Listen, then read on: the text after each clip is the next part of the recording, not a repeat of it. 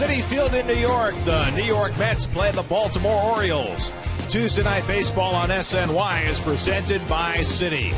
Well, if you know somebody who's going to face one of the Mets' top two starters these days, send flowers. It's been quite a month. R.A. Dickey with back-to-back one-hitters, and, of course, Johan Santana with his no-hitter.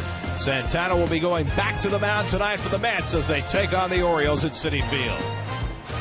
And a pleasant good evening, everybody, and welcome to Citi Field. I'm Gary Cohen. Keith Hernandez joins me in just a moment as the Mets play Game 2 of their three-game series against the Baltimore Orioles. The buzz around baseball is all about R.A. Dickey, his second straight one-hitter last night, and Dickey is starting to do things that no one's ever done before. Since 1900, he's the only pitcher to put together 5 straight starts without allowing an earned run, striking out at least 8 in every start. He had 13 strikeouts last night. And Keith, while the numbers are phenomenal, even more phenomenal is watching him pitch by pitch. Well, you said it, Gary. Every start he's gotten better. And I must tell you, last night, that was his best performance of the year. And I'm telling you, the last 3 or 4 innings of the ball game, I have never seen a better knuckleballer. He's throwing it so hard, and he's saying he's working with a knuckleball, tinkering with it every time he goes out in his side sessions. Last night, he was over 80% the hard knuckleball, where before he was always a crafty guy, soft one, hard one. Now he's become a good old-fashioned country hardballing knuckleballer. Is there such a thing? Contradiction in terms, it would seem. Somewhat lost in Dickey's performance last night was the grand slam hit by Ike Davis. It's been coming for about a week and a half now. He's up to 196 on the year. He's got a 9-game hitting streak. So the question is Ike all the way back? Well, you got to believe that he's coming back. What was so good about the home run was the opposite field. Ike has been taking that pitch on the outside corner. The first ball fastball hit last night. You have the bases loaded and a pitcher in trouble. You jump on that first pitch fastball. And it was a ball down the middle that he's been rolling over, hitting ground balls. Where did he hit it? He hit it to the left side, the opposite side of center field. He had bat before. He hit a line drive, a bullet at the left fielder. He's been out in front all year, kind of leaning like this. Sorry, Gary. Now, if he just gets more straight up, hits the ball more up at the plate like he's doing, then I've got to believe he's starting to turn it around. On the mound for the Mets tonight is Johan Santana. It's been 2 troubling starts for Johan since the no-hitter. Well, he got to win. That was the one good thing. You know, his record is 4-3. He should have 7 wins under his belt. So we kind of earned that one. He needs to get back on the beam, and he's 3-1 lifetime against this ball club. And right-hander Tommy Hunter, who has struggled, will go for the Baltimore Orioles. Mets try and make it 2 straight over the Birds from Citi Field. All the action coming your way tonight on SNY.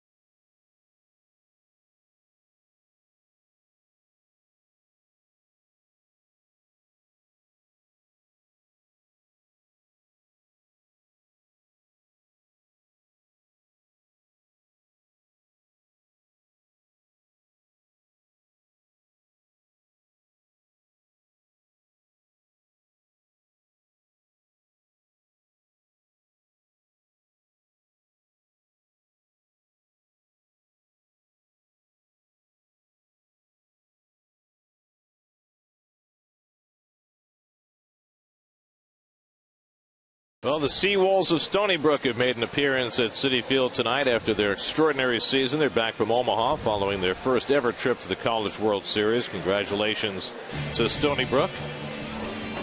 New York Mets baseball on SNY is brought to you by Citi, proud sponsor of the New York Mets. By Acura Advance. By Geico. By Cholula Hot Sauce, the flavorful hot sauce with the iconic wooden cap. By AT&T, rethink possible. And by Suzuki Auto's all-wheel drive lineup. Visit Suzuki.com for more details. Hitting the road, take the Mets with you this season. Subscribe to MLB.tv today and see every Mets out-of-market game live online and on your favorite devices in HD quality. Visit Mets.com to order and get more details. MLB.tv, baseball everywhere. Here's your drive around the majors presented by Mazda. Brandon Beachy leading the National League in ERA, tied with R.A. Dickey. Looks like he might be out for the year. He might have Tommy John surgery. Evan Longoria not coming back anytime soon for the Rays, aggravating his hamstring injury. And Jeremy Hellickson went on the DL as well for the Rays.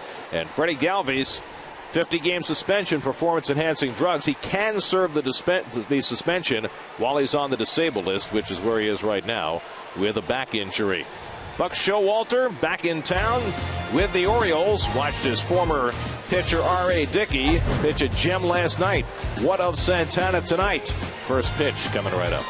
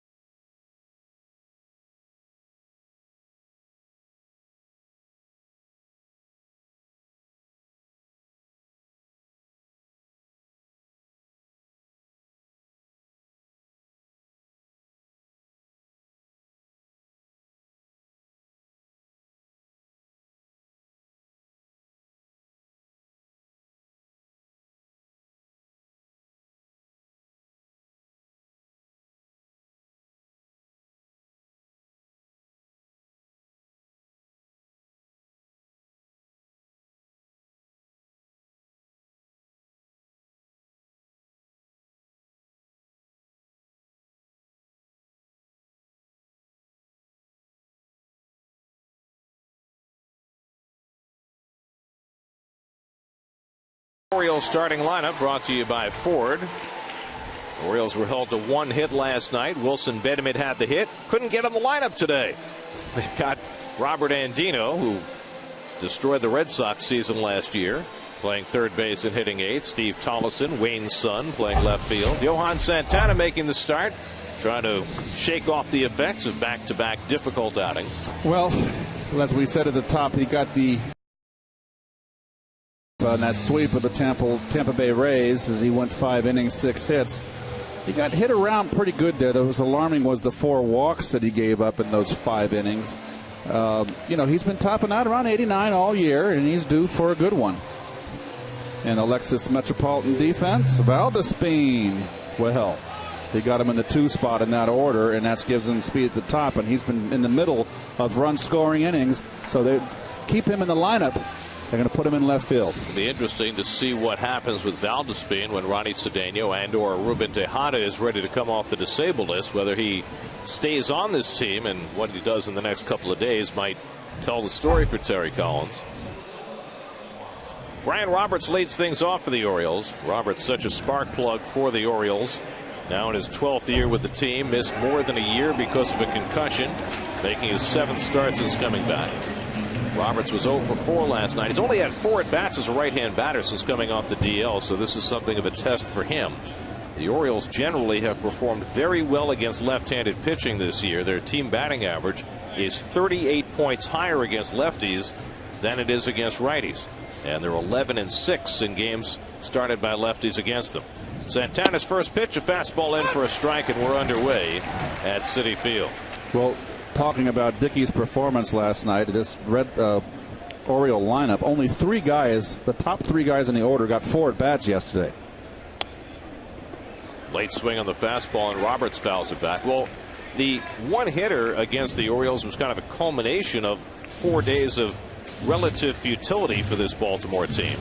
They've now scored just 9 runs in their last 4 games, and they haven't homered in 4 straight games, which is their longest homerless streak in almost 2 years. Roberts pops one up. David Wright coming in toward the mound to call, and that's the first out of the night. When is the last time that you can recall that we've been working and the Mets have played a game in 2 hours and 7 minutes? Doesn't happen very often. Does not. But you know how these things work karmically. Usually the next day you're talking about a 3.5-hour extravaganza. Oh, well. Well, Santana has it in his hands. We'll see how he fares on the clock. J.J. Hardy the batter, and he takes it up and away for ball 1. Hardy 0 for 4 last night, just 1 hit in his last 16 at bats. He's one of those Orioles who has fared far better against lefties than against righties. 323 against left-handed pitching, and he takes a strike 1-1. Boy, he really holds his hands down, almost below his waist in his stance and out over the plate. 11 home runs this year, 30 last year for Hardy, and he pops it up. And another chance for David Wright, this one on the coaching lines. And quickly there are 2 out. 2 outs on fastballs in to right-hand hitters. Gareth Santana always likes to establish inside early. So the base is empty for Adam Jones, the best hitter in the Baltimore lineup. Jones right now 9th in the American League with that .307 batting average. Tied for 5th in the league with the 18 home runs. And he's got a very, very nice swing. I haven't had a chance to see him play very much. Of course, he's in the other league, but I like what I see. 0 for 3 last night, but he had 1 really good at bat against R.A. Dickey in the middle of the game. First pitch slider for a strike. Well, Jones seems to have performed better and better since signing his big contract extension near the end of May. And Santana moves him back with a fastball, a ball, and a strike. Matt Wieters, the cleanup hitter tonight.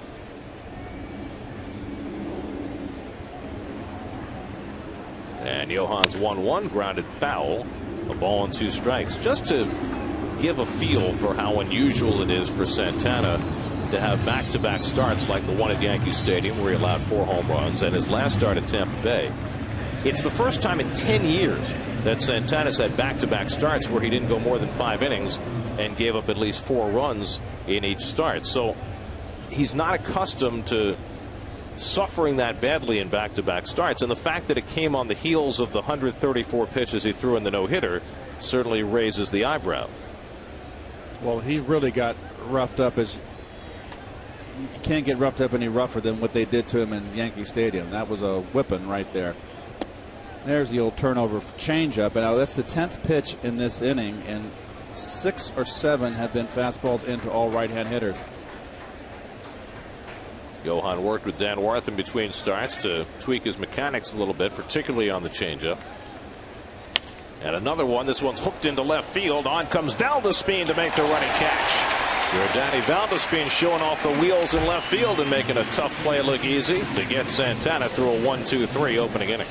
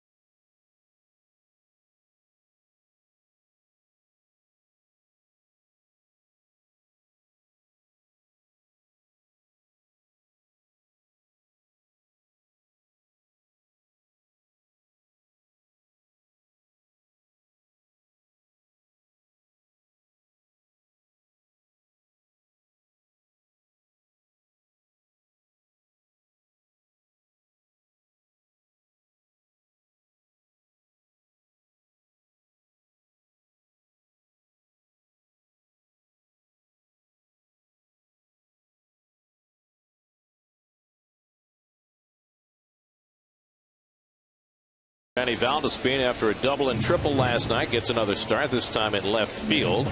Ike Davis coming off his first career grand slam back in the 5-hole. Daniel Murphy had last night off. He'll hit 6th as the Mets go up against Tommy Hunter for the first time.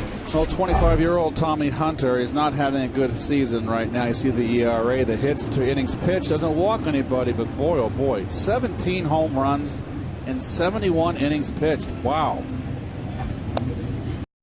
Kirk Neuenhuis leads things off and takes wide for ball 1. Kirk was 1 for 4 last night, hitting a .290 for the year.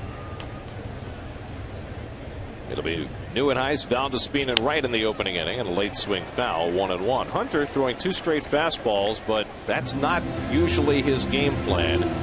He throws his fastball less than just about any conventional pitcher in the game. 36% of his pitches this year have been fastballs. He'll throw a cutter and a slider and a curveball and a change. There's 3 in a row. Well, maybe he's changed the game plan when things aren't going well for you. Well, they say that he just gets the ball up too much, and left-handers have hit 11 of the 17 home runs off of him. He's gone 25 straight innings without allowing a walk, so that doesn't hurt him. He strikes out Neuenhuis. That's 4 straight games now that Neuenhuis has struck out, leading off the first inning. I think Neuenhuis needs to maybe drink his coffee around a half hour earlier. Change the program. Well, 4 straight fastballs from Tommy Hunter. Up in the zone. Nice shot. I like that. So 1 out and nobody on. Now Valdespin, who played second base last night and left field today. Just 10 for 50, but 7 of his 10 hits have been for extra bases. 4 doubles, a triple, and 2 home runs. He had a double and a triple last night. And he drags the bunt. Hunter picks it up and gets him at first base. 2 out. It's always important for a first baseman, all you kids. Give your third baseman and your pitcher on a bunt or swinging a little dribbler in front of the mound. Give him a target inside the line. There's no target from the first baseman. That's all he has to do on that play is drill Valdespin in the back, and he's out because he's running well inside the 3-foot wide lane. Of course, Mark Reynolds is not a first baseman, and he's right-handed. A little easier when you're a left-hander because your glove hand's inside the line. So 2 out and nobody on. David Wright, who was 1 for 4 last night, riding a 9-game hitting streak now. His .353 batting average puts him 4th in the National League.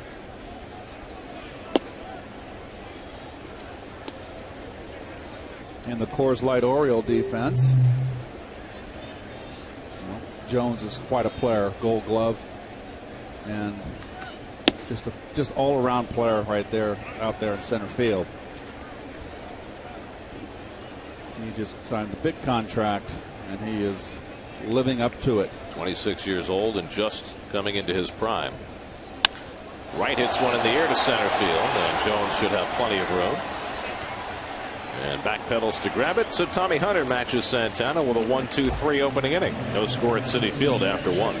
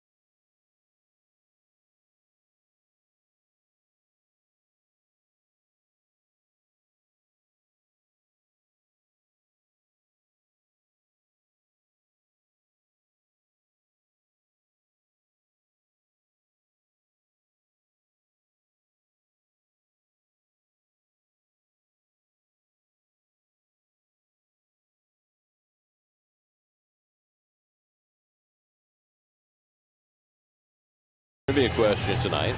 Over the last 50 years, 3 non-rookies who've thrown a no-hitter after missing the previous season. Well, one of them standing on the mound for the Mets. Missed all of last year, threw a no-hitter this year. It's been quite a month for Met pitching. Johan threw his no-hitter on June the 1st, and now Dickey over the last 6 days with back-to-back one-hitters. Matt Wieters leads off in the second inning against Santana. Wieters 0 for 3 last night. Switch hitter, batting from his better side. He's hitting .379 as a right-hand batter this year, just .202 lefty, although most of his power has come from the left side.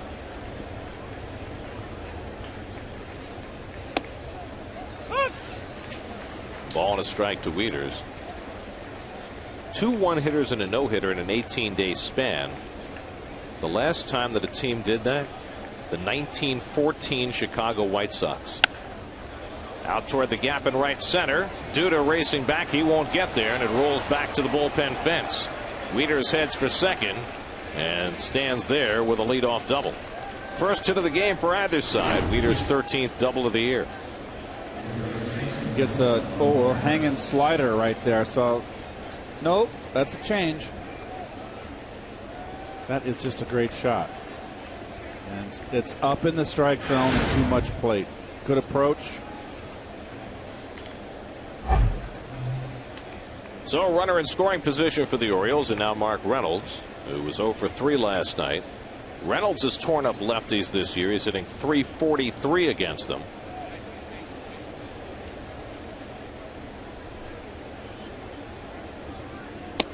The second inning has been a troubling inning for Johan Santana this year.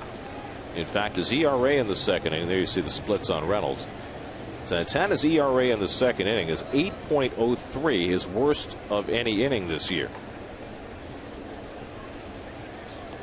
Does that mean anything? Who knows? I bet you Santana's not aware of it. I wouldn't think he would be. But it is interesting. Well, it was certainly true in his last start. He pitched a 1-2-3 first inning against the Rays, then got socked for 3 runs in the second inning.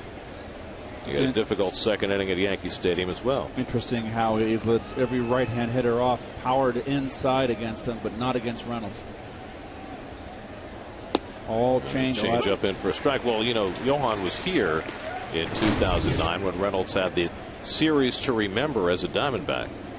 That was the finest series by a hitter, and there's the change, and it sinks late. If he could throw it like this every pitch, look at the sink. That is just a beautiful pitch. Ahead 1-2 on Reynolds. Totally sets up inside, and he moves him back 2-2. But getting back to Reynolds, he was with the Arizona Diamondbacks. He just had a 4-game series here that no one's even come close to that series he had. 4 home runs. And they all were bombs. They were just the biggest part of the ballpark, too. Including the one he hit in the second deck out in left center, the only player who's ever hit one in that neighborhood. Now the 2-2, and another changeup. That one misses badly, and it's 3-2.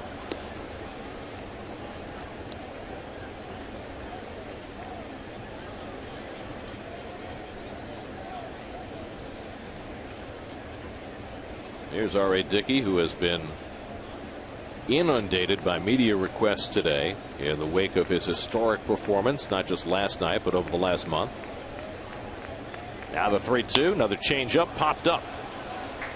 Quintanilla calling as he drifts out. Called off by Nieuwenhuis. 1 away.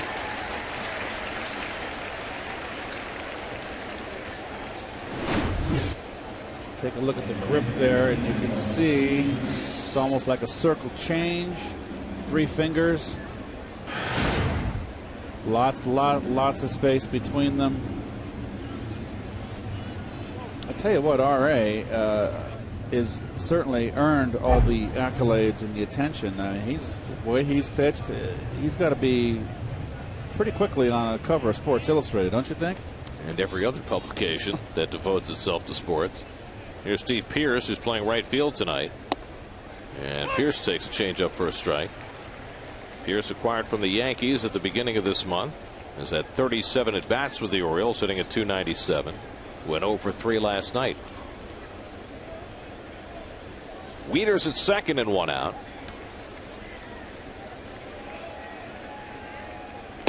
And there's a fastball for a strike, 0-2. A lot of the conversation about R.A. Dickey today centered around a question that Terry Collins was asked before the game about whether he would consider using R.A. more, using him on shorter rest.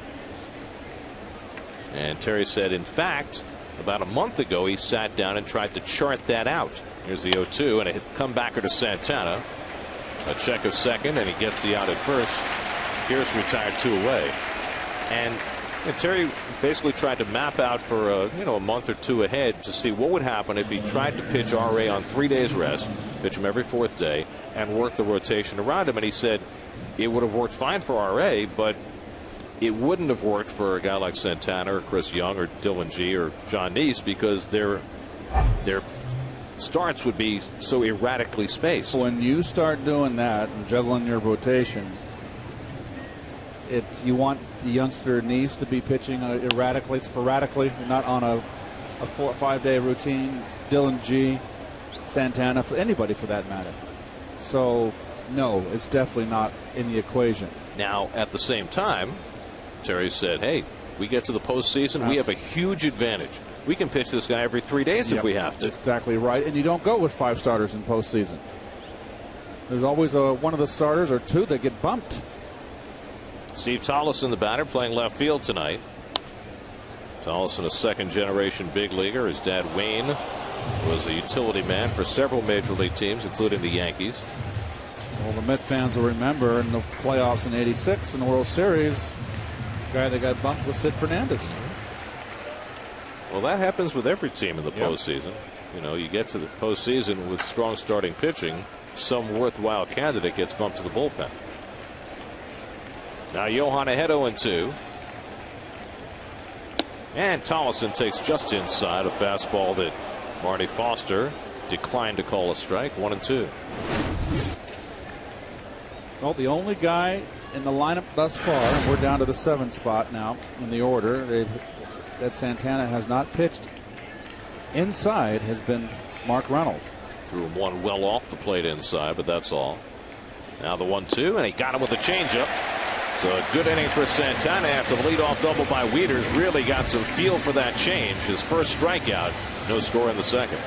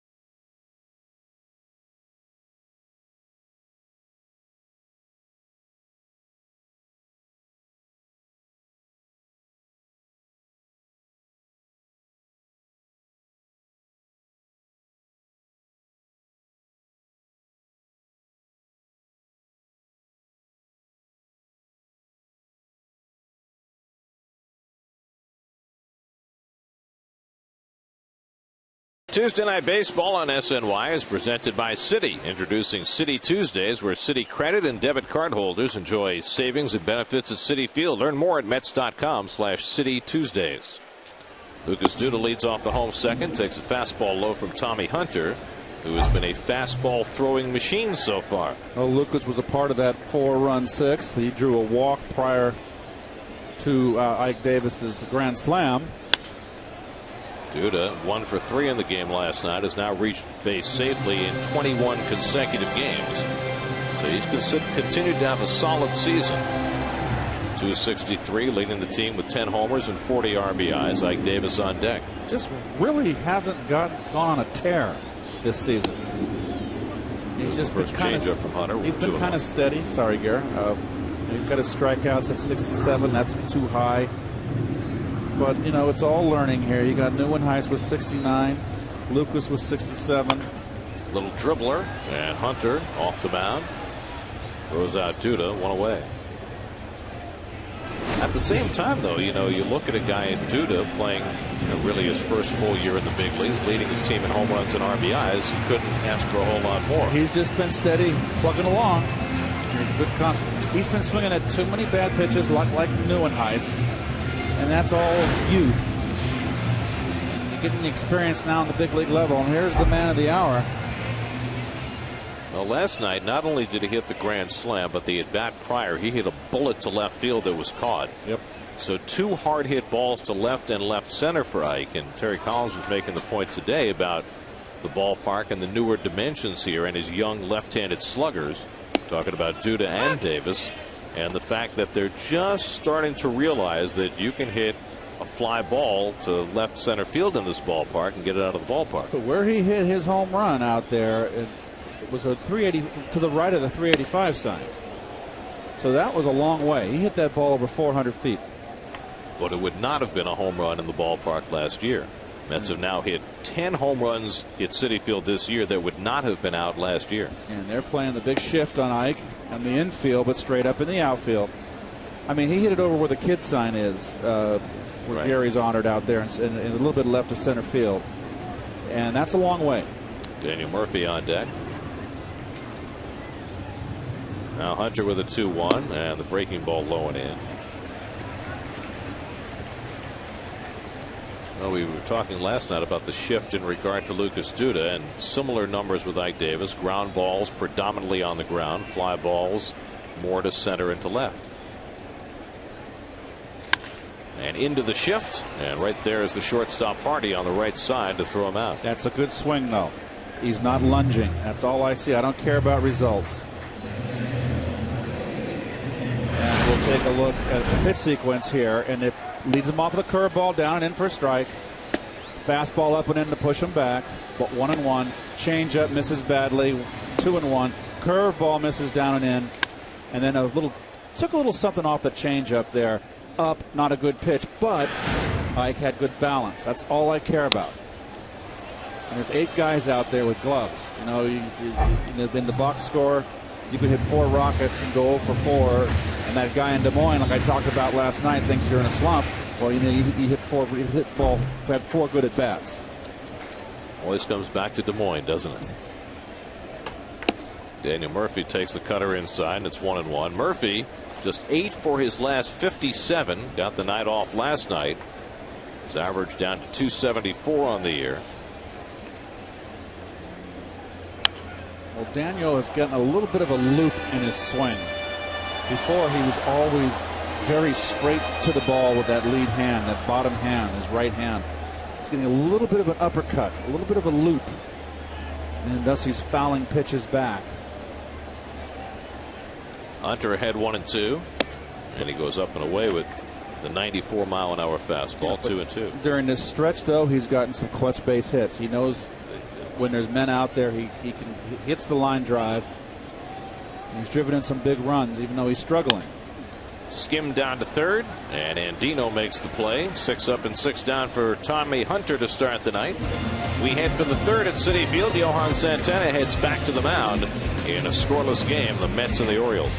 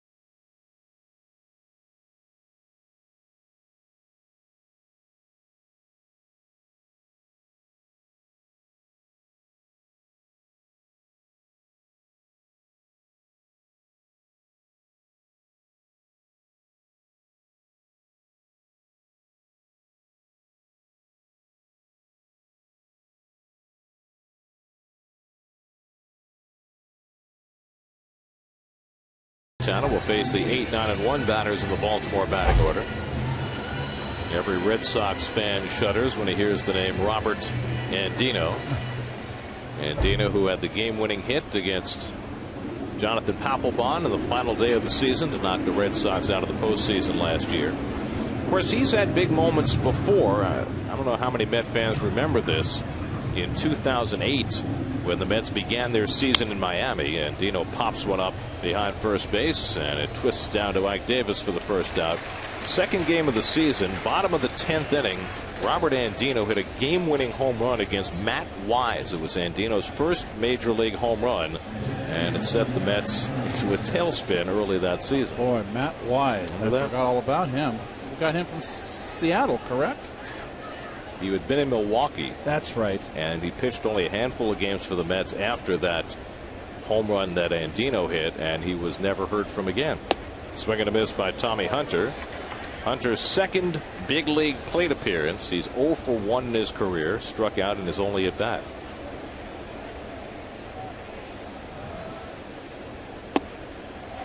And he's 2/3 of the way to another. Of course, he's a big kid. He's 6'3", 260 pounds. If you ever got a hold of one, there's no telling how far it might go. Doesn't get to hit very much. He's in the wrong league. Might be in the right league.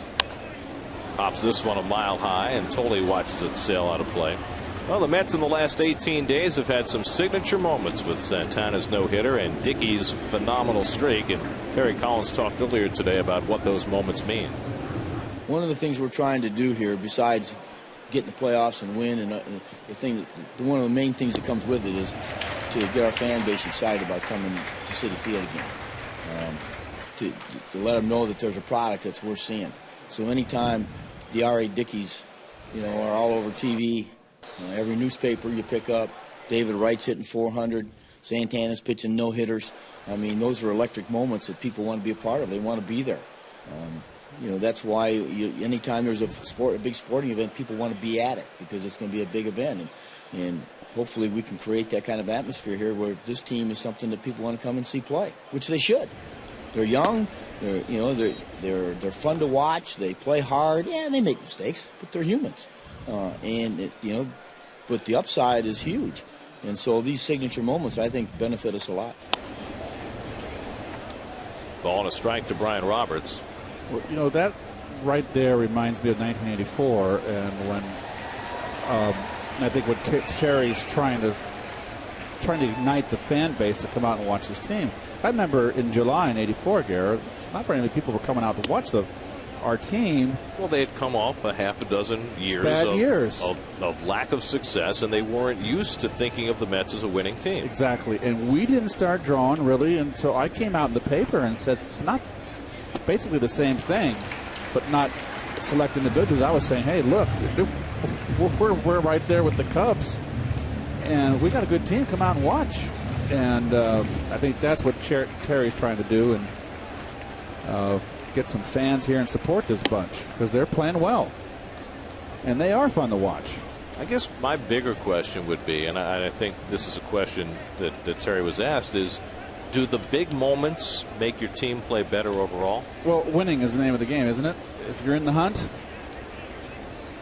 Right, but if you have some signature individual achievements, do those help the team as a whole win more games?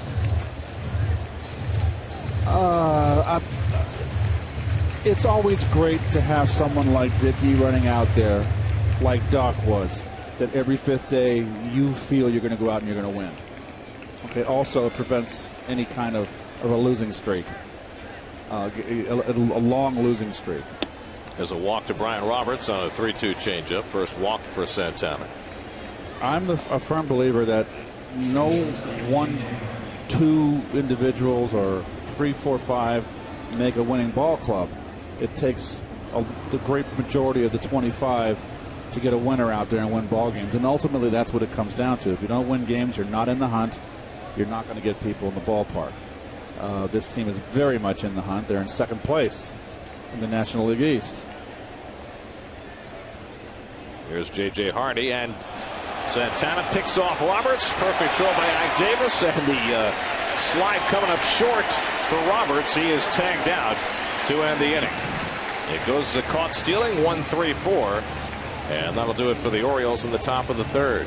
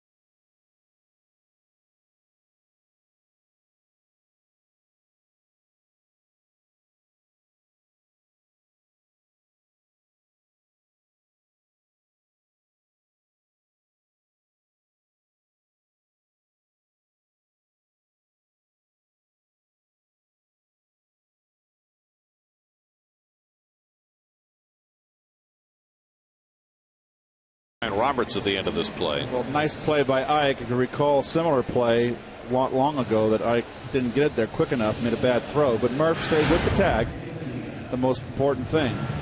A lot of times that guy comes up short, you miss the tag, he hops past you and he's safe. But Murph made sure that he got Roberts. So now the Mets will try and break through against Tommy Hunter in the bottom of the third. Omar Quintanilla leads it off. Quintanilla now 0 for his last 14. And he fouls off the first pitch fastball from Hunter. And he's just been getting under too many pitches now and fouling too many back, getting beat. They're starting to pound him in. See, he's getting under the ball, and he cannot do this. He has got to hit the top half of the ball. Well, he's been playing every day since arriving because the Mets were out of shortstop options with Tejada and Cedeno and Turner hurt. Turner's back, but he hasn't played since he's been back.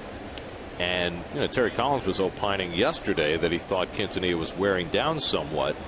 And he said he talked to Wally Backman, who's managing at Buffalo, and Wally said, well, you know what?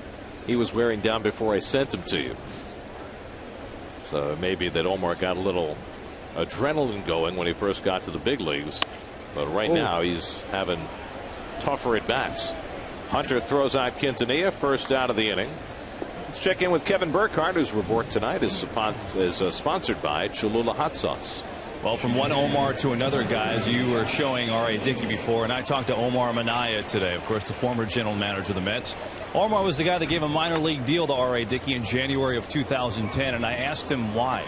What did he see in the year before in Minnesota, the year before that in Seattle? And he said, well, our relationship goes back to Texas. When he was signed, I was in the front office with the Rangers, and I always liked him as a person. I thought he had a lot of guts. So from a human standpoint, I really liked Dickey. He said there were a couple times in my tenure that I actually tried to sign him.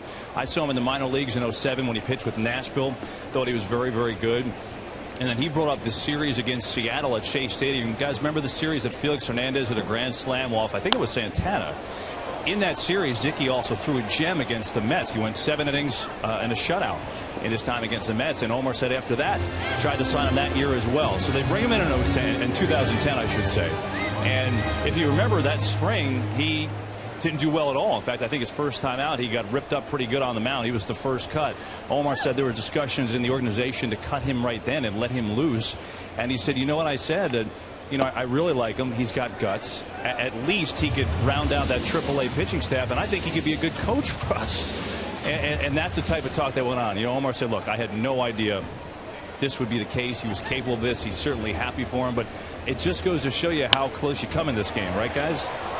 Hardy makes the play on the back end and throws out Tolley. I remember very well that game that Dickey pitched at Shea. It was June of 2008, and he went 7 scoreless. And he had just at this point come back to the big leagues with Seattle, throwing the knuckleball just about full time, and he looked great that day. And that'll happen with knuckleball pitchers. Sometimes they'll turn in a great game and then a couple of mediocre games. And who knew he was capable of doing what he's doing now?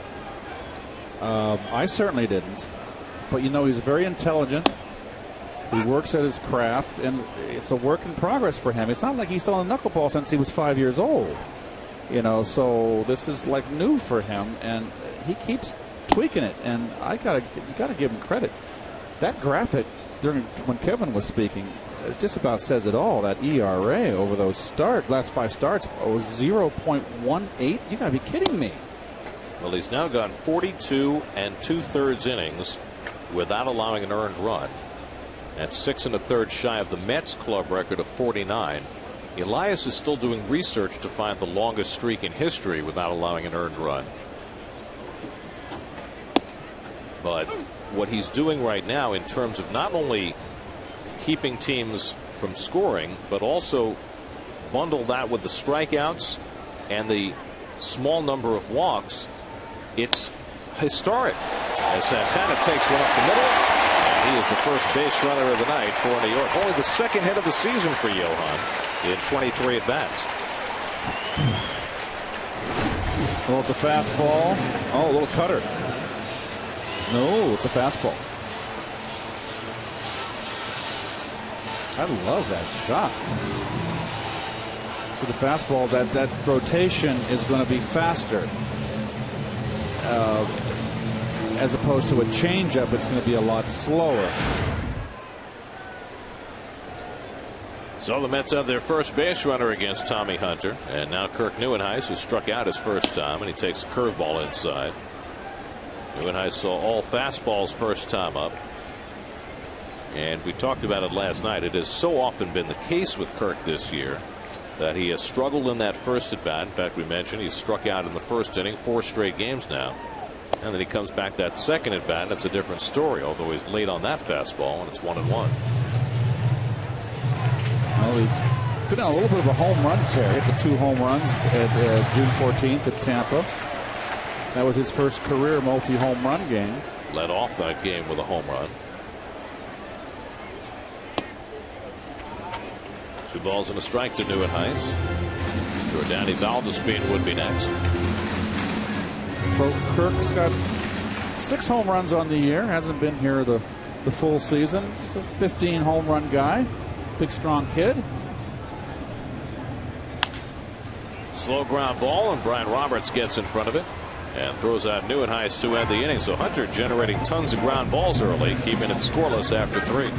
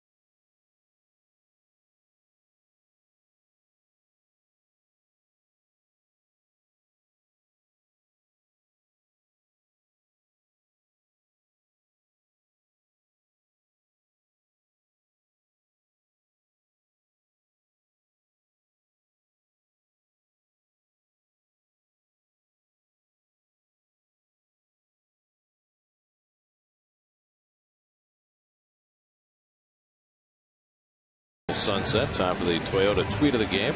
What are your thoughts about whether R.A. Dickey can continue his historic pace for the rest of the season? Tweet us at SNYTV with the hashtag SNYMets, and we'll check back later in the game and see what you think. Boy, if he continues this pace for the rest of the year, is that about 30 wins and 2 losses? He would have a Dizzy Dean year, huh? Or Lefty Grove that one year. The last major leaguer to win 30 games was Denny McLain, 1968. Last National Leaguer was Dizzy Dean, 1934. I believe so. Gas House Gang. J.J. Hardy takes a strike. And he pitched in some relief, too. Back in those days, they used to wear those pitchers out. Hardy fouled out to third his first time up. And that changeup misses. A ball and a strike. Hardy, then Adam Jones and Matt Wieters for the Orioles in the 4th. The Orioles, 11 games over 500, 2.5 games behind the Yankees in the American League East. Little dribbler that'll curl foul, 1-2. They've done it with home runs, 89 home runs this year, 3rd in the American League. They hit into a lot of double plays. And they strike out a lot, more than any team in their league. They've hit into 75 double plays. They didn't have a chance to last night. Dickey wouldn't let anybody get on base. Well, the only guy who got on with 2 outs. Yep. So, but 75 double plays is head and shoulders above anybody close. The close is just like way down low. So on a certain level, here's the 1-2, and it's lined into left field, and the Orioles have their second hit. On a certain level, their success does not make a lot of sense. They're 12th among 14 American League teams in on-base percentage. They've struck out the most, and they've hit into the most double plays. Pitching. And home runs. Bullpen. Yep. Particular. Well, we didn't get to see their frontline bullpen pitchers last night, but Pedro Strop and Jim Johnson have been out of this world in the 8th and 9th innings. Here's Adam Jones, who flied to left his first time up. Second time the Orioles have had the leadoff man on against Santana. And a good changeup to start him off. Well, we notice how Santana is. He let him off with a slider in the back door, outside corner, 0-1, up and in, moved him off the plate. Back inside, broke his bat, 1-2. Sinking change, misses low and away. Another changeup out, so 2 back-to-back. So that up and in fastball was the pitch of purpose. It was Jones' at bat in the first inning. And 2 changeups in a row to start him off, and it's 0-2. So there, look how he brings that wrist roll back, and look at that, and you can see him kind of pronate that elbow and that wrist to get that sinking action after he lets go of the ball. We talked about the fact that Johan and Dan Warthen had worked on some mechanical issues in the bullpen between starts, and if that kind of changeup is what results, clearly those tweaks have paid off.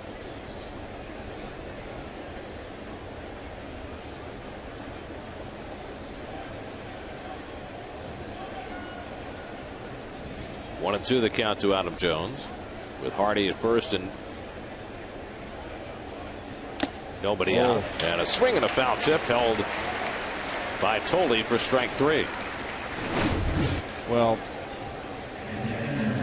Santana, first time through the order, likes to establish. He beat him inside with that fastball. You see his fingers closer together there. That's his fastball.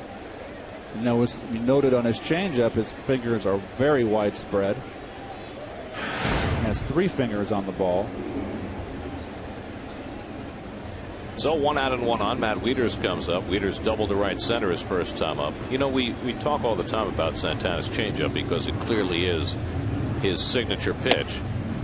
What would you guess is the pitch usage percentage for Santana? How often do you think he throws his changeup, if you had to guess? Oh, goodness. To me, I never like to look in terms of an entire ball game. Talk about an entire game. It's for the whole season. Yeah, over the course of the season so far. I'll say 55. Change up 55? I think it's a lot less than that. Okay. He's really basically a two-pitch pitcher. But he does throw his slider. When that's his third pitch. Right. And we'll see how wrong I am. Oh, wow. Now, if you combine the slider and the changeup, you're over 40%. What I would like to see the breakdown, what he throws the first 3 innings of a ball game, right. the second 3 and final 3. Well, there's no question when he threw the no-hitter. And on 3-0, Wieters swinging and lining it down the left field line. An extra base hit. Hardy to third, dug out nicely by Valdespin. That'll hold Hardy at third base. So Wieters given the green light on 3-0, and he rifles his second double of the game. Well, nice move by Buck Showalter, given the hit sign. Fastball in. Remember, he got burned, Santana that is, got burned in Tampa Bay with fastballs. So right-hand hitters tried to come inside, and they turned on him. And I think a lot of that has to do, now this is 3-0 here. You're going to look middle in.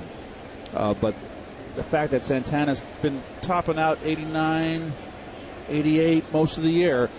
When he first came over before he had the surgery, he was throwing 93, 92. That's a big difference. So now Mark Reynolds, who flied to center his first time up. Now Reynolds, you might know, has the major league record for most strikeouts in a season. And Santana's in a spot where he needs a strikeout. And he starts him off with a changeup for a strike. And the changeup's not where he wanted it. Now remember, this is the one guy through the first of the order, that Mark Reynolds, that he did not pitch inside. So the book on Reynolds, he's a dead fastball hitter, middle in.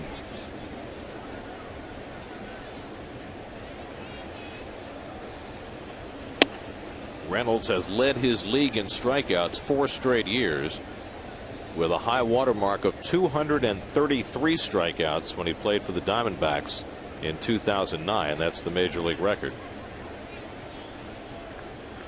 And I remember his comment, I don't care much about striking out. Well, he's striking out less this year. And Santana gets ahead of him 1-2. And he got a high change up there. This is not where Santana wants it. You don't want to leave it up. And you can see when he gets it up, you lose the sink. And there's the grip. You see that? Look at that wrist turnover to get that turnover screwball. And because it's up, it just runs away, stays on the same plane. When you get it down, then you can get that sink. That's a great shot, guys. I tell you, that's beautiful. It is an art form, that turnover. I always called it a turnover screwball change.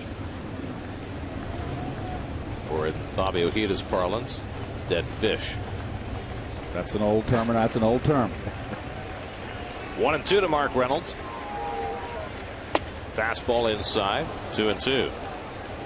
Now you see, there's been 2 fastballs in, and he's missed both, but he's missed inside bad. You don't have to get a strike with it. It just gets the thought in the hitter's mind, oh, it's inside, and you might be looking for that changeup and get the doubt in your mind. It's a cat and mouse game, right-handers against Santana. Now it's 2-2 with 2 in scoring position. Just missed, and a full count to Reynolds. He's going to drop a changeup, 3-2 on him. I was wrong before. See if I'm wrong again.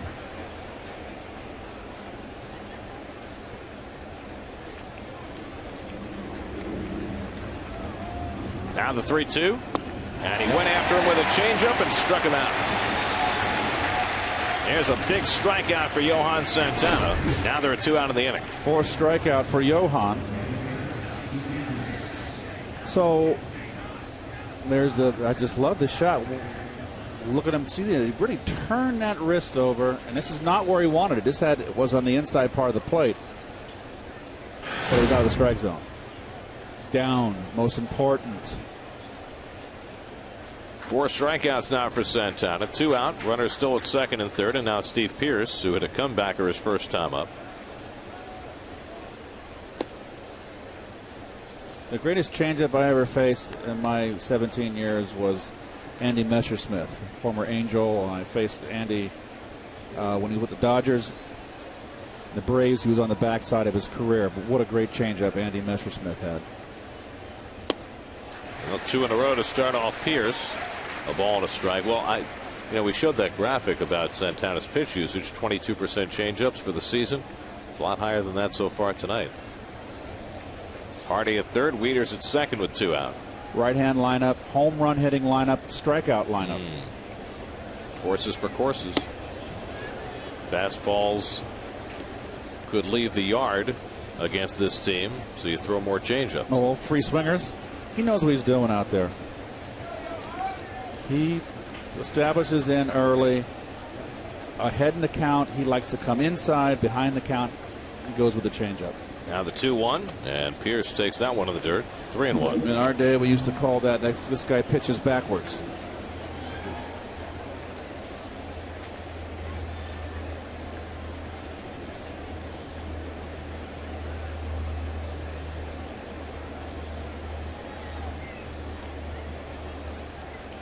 Pierce, the former Pirate, in a positive count. 3-1 coming. And it's a strike, a borderline strike with a changeup, and it's 3-2.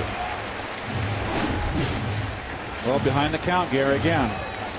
I'll try to keep track from this point on behind the count changeups, and that was ball 4. Marty Foster giving Santana a break there. Now it's 3-2.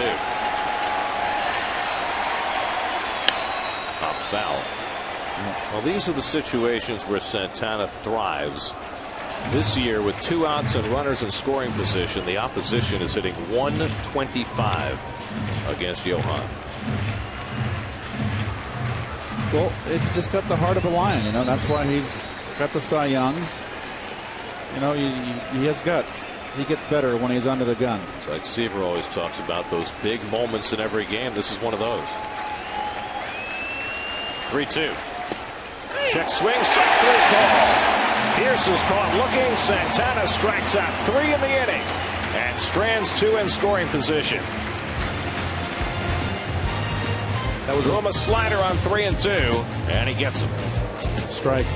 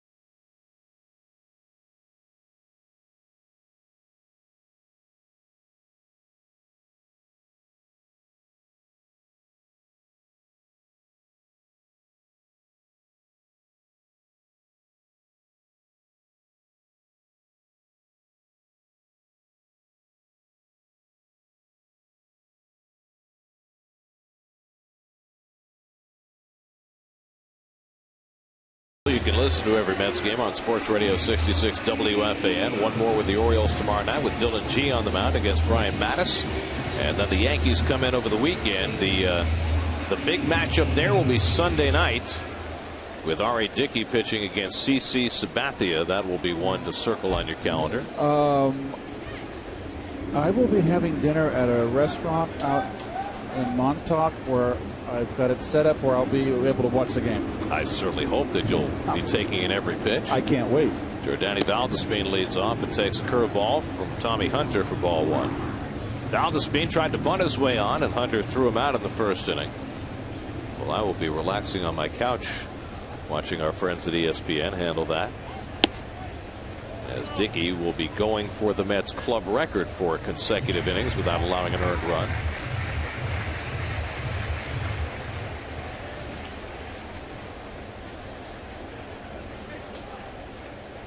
Hunter behind on Valdespin 2-0, and Giordani bounces one to second. Now Hunter continues to generate the ground balls. That's 8 of them already of the first 10 outs he's recorded. Well, David's first at bat. Let's see what they do with him. Fastball up and in, ball 1. Another fastball away, up, ball 2. Right down the pipe, fastball, and David had a good cut, but got under it. So not much finesse there. Just right after him.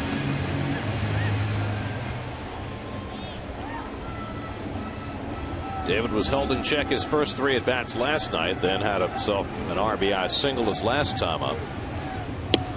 And takes the breaking ball off the plate for ball 1.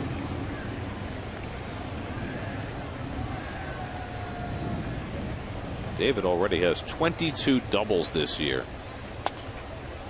That's halfway to the Mets club record of 44. And we're not close to halfway through the season. Was that Bernard Gilkey? It was.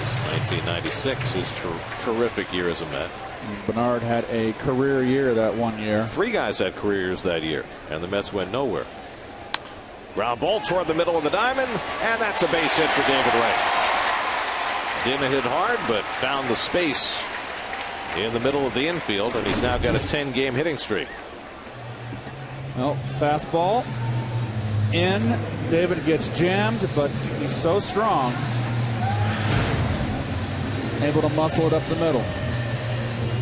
So 1 out and 1 on. Lucas Duda coming up. In 1996, Bernard Gilkey had 117 RBIs, hit 317, 44 doubles. Lance Johnson had 227 hits, set a Mets club record, had 21 triples. What was the Todd Hundley set the club record for home runs with 41. What was the pitching staff, the rotation that year? Do you remember? Not very good, because Generation K flamed. Duda bounces one in front of Adam Jones, and the Mets have back-to-back base hits. Off the bat, it looked like Jones might have a play on that, but it took a dive in front of him, and the Mets have 2 men on. Well, with Lucas so strong, you got to respect his power. And it sets it up for Ike again. So 2 aboard. Mets have a position for the first time tonight. Ike Davis grounded out to short his first at bat. And let's see how they play the defense this time. They had 3 on the right side, and he hit it into the shift the last time. And they'll play it the same this time around. Each team with 3 hits, scoreless game in the 4th. Last night, Ike broke the ice in the 6th inning with his first career grand slam. Change up. Well, Ike's first at bat, what'd they do to him? Nothing but junk. Down and in curve, strike 1. Up and in fastball pushes him back, 1-1. Change up misses bad, 2-1. Curveball down and in, 3-1. Change up, not in a good spot, but he got him. And a late swing foul ball, and it's 0-2. Did you often ask umpires after you swung at a pitch whether it was a strike? Oh, yes, all the time. All the time. And not questioning them. I wanted to know if I swung at a bad pitch or not. And I would always say, was that ball outside or was it up? Was it down? And did the umpire generally confirm what you already thought? Always. Because it was never antagonistic. No, I just mean, did sometimes he give you an answer you weren't expecting? No, they always would tell you.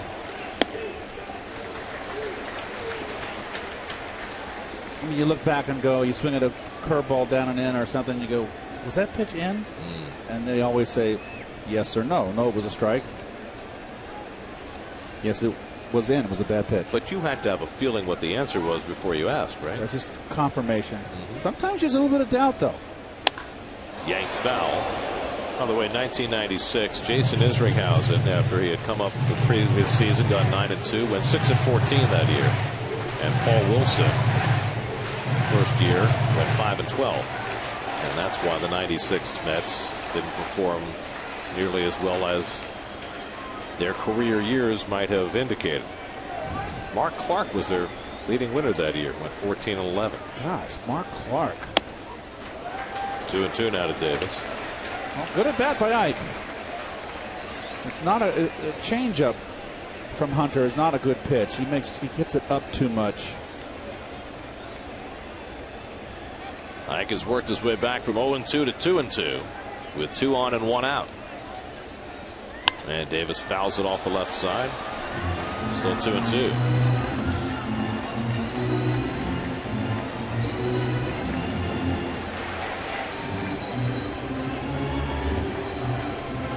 Right at second, Duda at first with 1 out. Tommy Hunter came over at the trading deadline from Texas last year. And changeup misses, 3-2. I don't know why he wants to throw his changeup. His curveball is much better than his changeup. The Orioles picked up Tommy Hunter and Chris Davis, who played last night, in a deal that sent Koji Uehara to the Rangers, who really need bullpen help.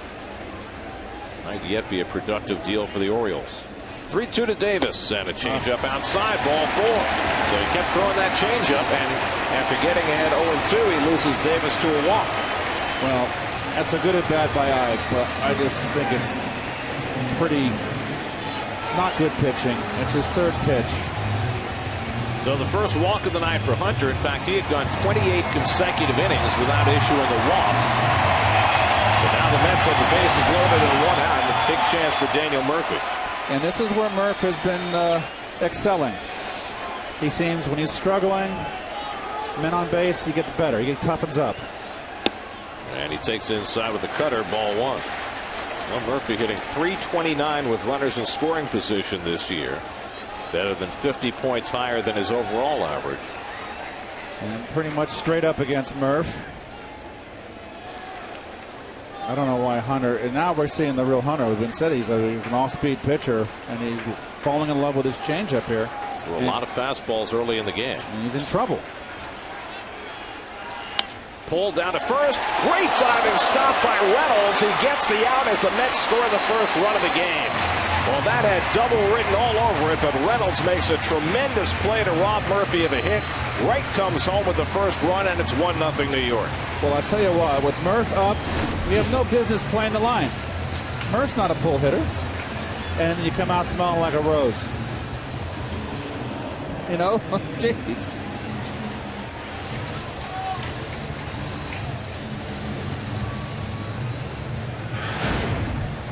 So Murphy is in his 28th run, and the Mets have 2nd and 3rd and 2 out for Omar Quintanilla.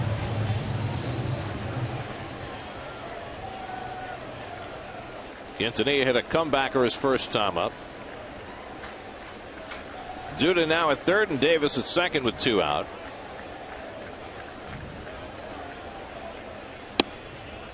And Hunter comes inside to Quintanilla. Omar now 0 for his last 15. A base hit here, though, would be huge.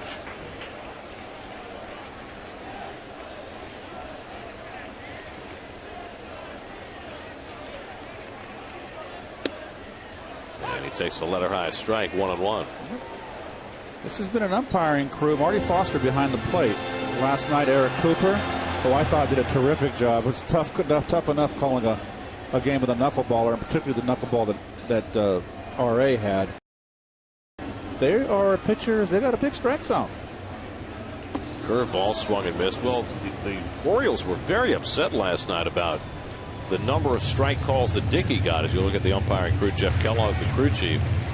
But from our vantage point and looking at replays, it looked like Cooper got almost all of them right. Well, we had the advantage of the replay. I mean, RA's knuckleball was breaking so late that I thought they were balls, but on replay, in slow motion, you realize they were out. They were strikes.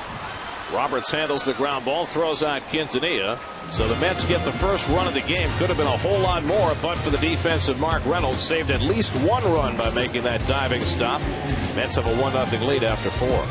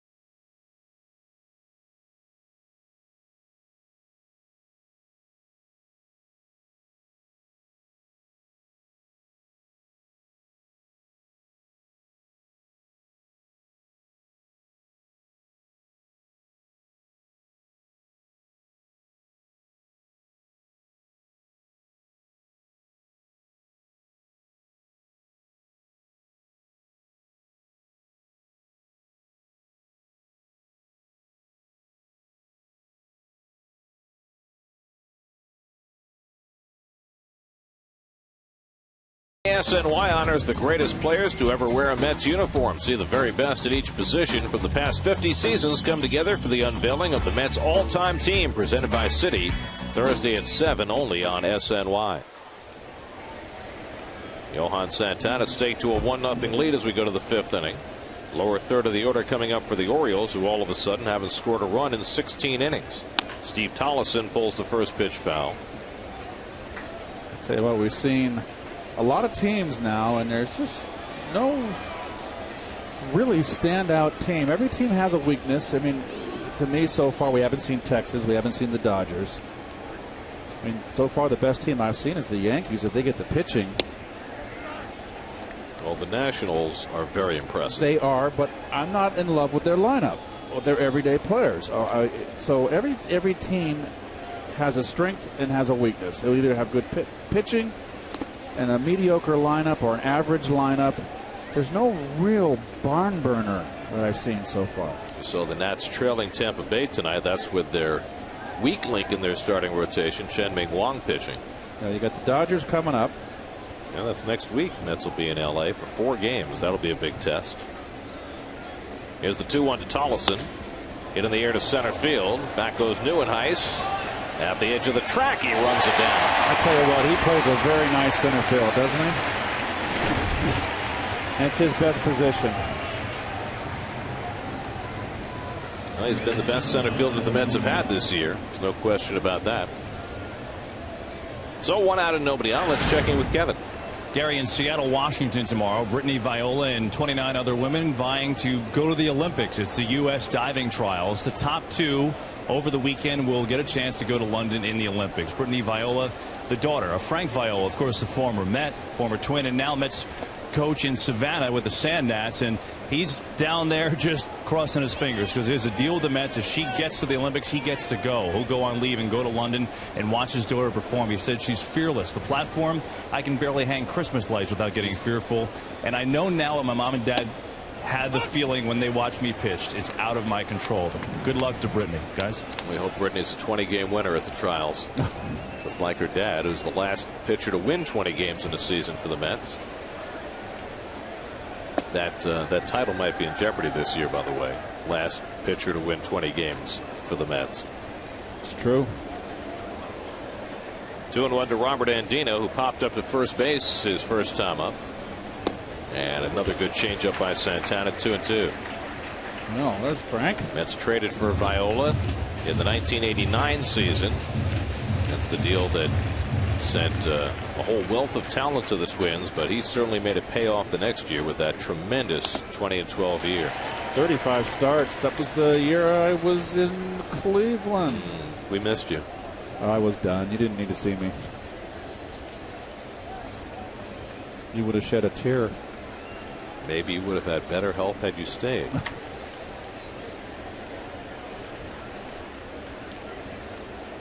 Santana's 2-2 to Andino, and he grounds one toward the hole. Quintanilla runs around it and makes the long toss on target. Terrific play by Omar Quintanilla for the second out. Beautiful play by Omar. He's here for his glove, and he circles that ball and comes in running and throwing on the run. That's just a beautiful play. Nice stretch by Ike.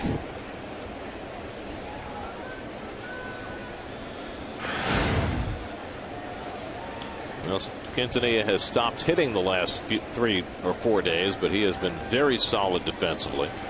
Here's Tommy Hunter, who struck out his first time up. Both Ruben Tejada and Ronnie Cedeno are playing on rehab right now. Cedeno in Buffalo and Tejada in St. Lucie. So it's not going to be too terribly long for either one of them if they maintain good health.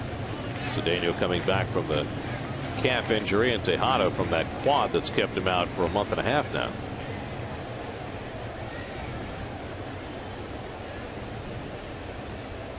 And Hunter makes contact for the first time in his major league career and sails one out to Neuenhuis. And that retires the side. 1-2-3 inning for Santana, his second of the night, halfway through 1-0 Mets.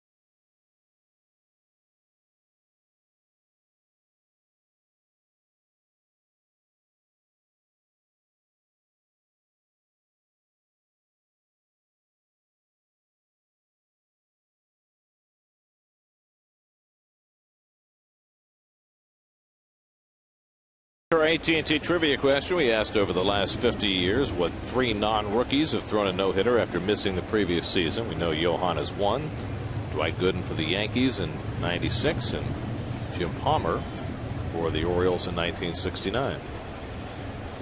So 68 was the year that Palmer had the surgery in that elbow? So we've had 2 games with the Orioles, and Palmer has been the answer to the trivia question in both. Josh Tolley leads off and hits one in the air to right field, and Pierce moving over toward the line and has it for the first out. So before we run the trivia question tomorrow, are we just to assume that Palmer is going to be part of the answer? I don't know, but you're not going to be here tomorrow. Yeah, but that's not the point. You got a little sabbatical. Here's Johan Santana with 1 out.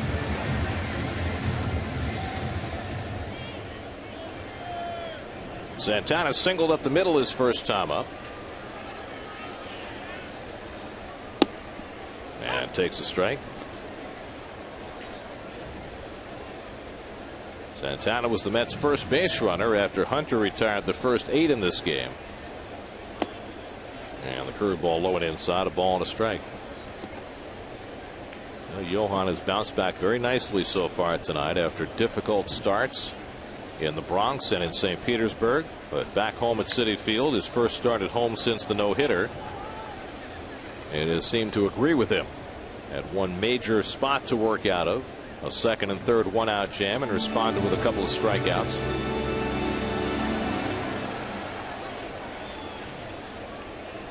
And just keeps the good times rolling. Swing and a miss, and Hunter has a strikeout, his second of the night. So 2 out and nobody on. SNY's Super Slow Motion is brought to you by your Mercedes-Benz Tri-State dealers. Visit them on the web at searchmercedes.com.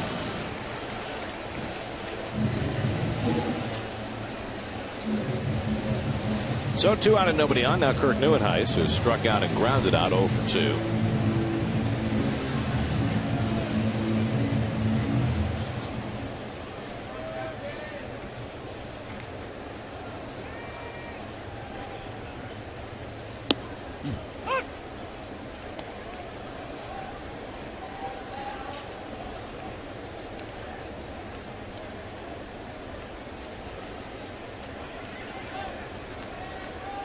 And Hunter with a couple of curveball gets ahead 0-2. There's nothing wrong with his curveball, is there?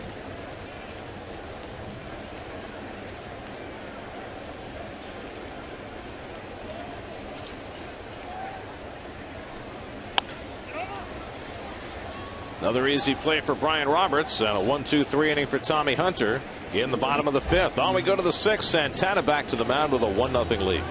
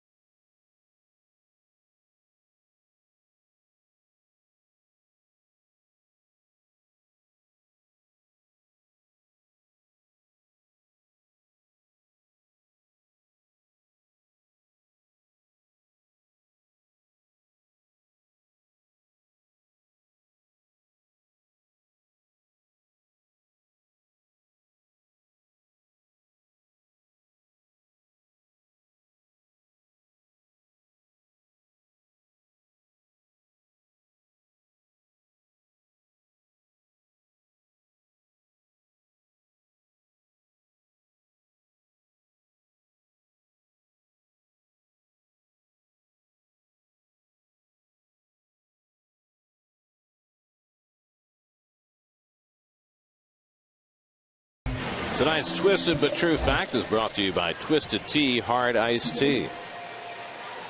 Chris Davis, the first AL position player to earn a win. He threw 2 innings in his victory over the Red Sox. 1968, the last time an AL position player got a win. And Darnell McDonald took the loss for the Red Sox in that game. And Rocky Colavito was known for his cannon out in right field. And by the way, pretty good home run bat. Yes. Now he was with Detroit, or was he with Cleveland? He got traded. He was with Detroit and got traded to Cleveland for Harvey Keene. Right. Keene was the batting champ. Colavito was the home run champ, and they got traded for each other.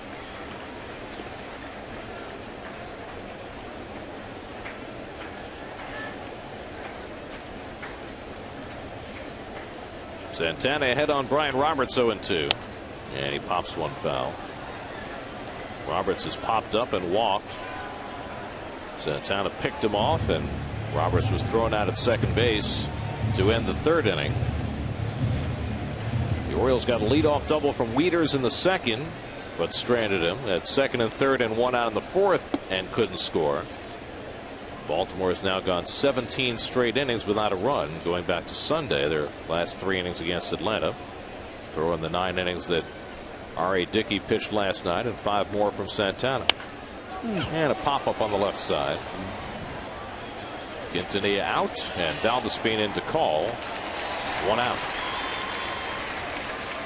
Well, that was a pitch to hit right there. Roberts just missed it. And that's where Santana's been getting hurt. When he comes in that fastball into right-hand hitters and doesn't get it in. That's the pitch to hit. He was right on it and just got under it. Well, Roberts back for a week after missing more than a year, so you can understand that his timing might be a little off.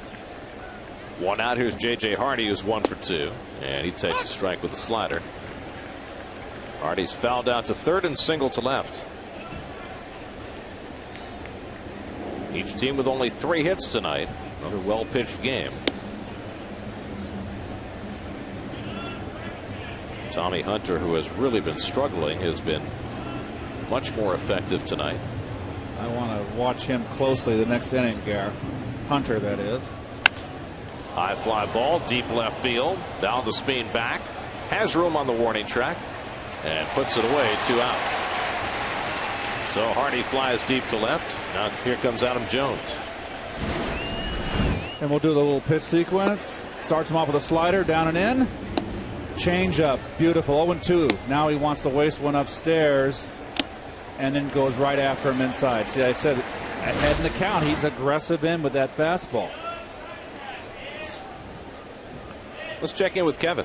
Talked to Jones today about anything that's changed since he signed that big $85 million extension with the team about a month ago, and he said, you know what, I don't think so. The only thing that's different, honestly, is that I'm talking to the media every day now as opposed to before, but I don't mind that. I have no problem doing that. So, you know, I'm just a guy not trying to be more of a leader than I was. I'm just trying to play hard, and I'm a guy that hopefully other people will come and want to play next to as we can build this organization going forward. He did say something interesting, though. He said before he signed the deal, he went and talked to Buck Showalter and Dan Duquette and put him in the office. He said, listen, I know the game's unpredictable, but I want to know the direction of the organization. And he said he loves playing for Showalter. He wanted to know if he thought he'd be here for a while. He said that was important to him. And he said, whatever Buck said, I must have agreed with because I signed the deal. But he's an interesting guy, fellas. I talked baseball with him just for 15 minutes. He certainly loves the game, that's for sure. Well, you know, that says a lot about this young man, Kev, is that he wants to play for Buck Showalter. Buck Showalter is tough on his players. He doesn't take any nonsense. If he's got someone that's kind of lollygagging around, he has no patience for that. So if he loves to play for Buck Showalter, that just tells me that that young man likes to play hard. I didn't ask him about Showalter, Keith. He volunteered that he's the best manager he's played for. So, yeah. Oh, we talk a lot here about changing the culture, and certainly that's what Buck has tried to do with the Orioles after 14 straight losing seasons. Adam Jones, first-round draft pick by Seattle out of high school, grew up in San Diego. And now an Oriole for the long term, signing that 5-year, $85 million deal. just 3 weeks ago. 2-2 from Santana, and the changeup golfed into center, and that is just off the glove with a diving Newman Ice. And Adam Jones has himself a base hit. Nice effort by Kirk. Well, real good effort by Kirk, I should say. Just didn't quite get there. Some great camera angles.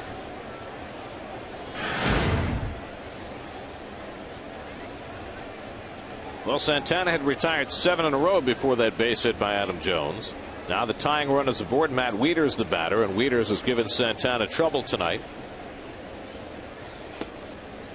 Wieters double to right center in the second, double down the left field line in the fourth.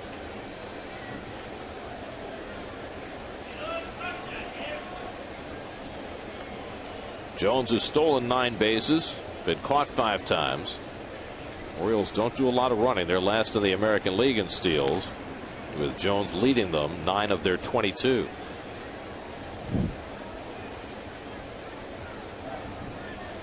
Of course, one big bat in this Oriole lineup is missing right now, and that's Nick Markakis. Yes. Their regular right fielder, who's on the disabled list with a broken hamate bone in his hand. He has not yet begun to start hitting. So it's going to be a while for Markakis, but that certainly provides them with another formidable bat in the middle of that lineup. Santana fell behind Wieters 3-0 last time up, and Wieters rifled a double. Now he's behind him 2-0.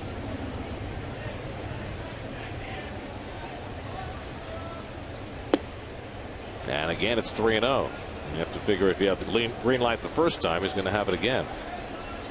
And I'm sure Santana has that filed and logged in the back of his brain.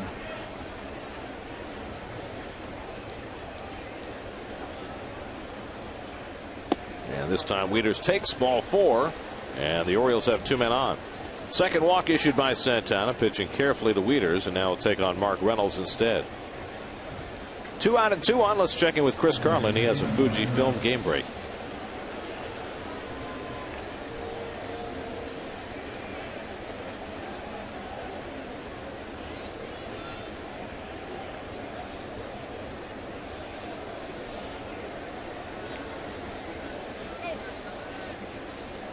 I have to wonder if it's a matter of time before the Nats put Detweiler back in the rotation. I think sooner.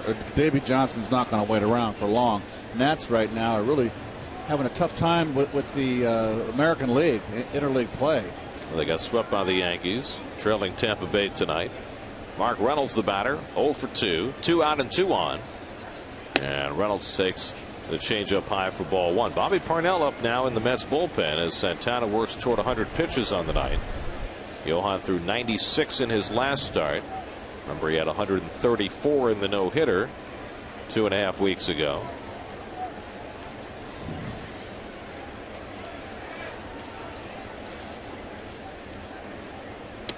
So 2 straight changeups missed to Reynolds, and that's 6 in a row out of the strike zone from Santana. Most difficult inning that 4th when the O's had 2nd and 3rd. And Santana kept them off the board. And that's going to get some activity. Behind 2-0 to a dangerous hitter. And Reynolds takes that one for a strike. Comes with a slider, his 3rd pitch. Doesn't want to throw Reynolds a 2-0 fastball. And this is really a pretty good pitch to hit. Didn't do much.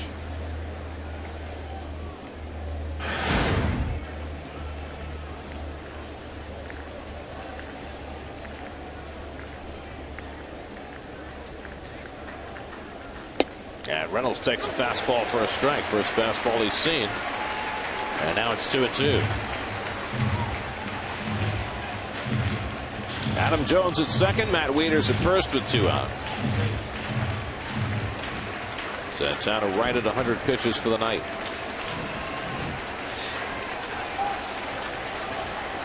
Two balls, 2 strikes, 2 on, 2 out. And a pop-up. Quintanilla waits for it to come down, Side retired. Santana works around 2-out trouble in the 6th and keeps the Mets ahead 1-0.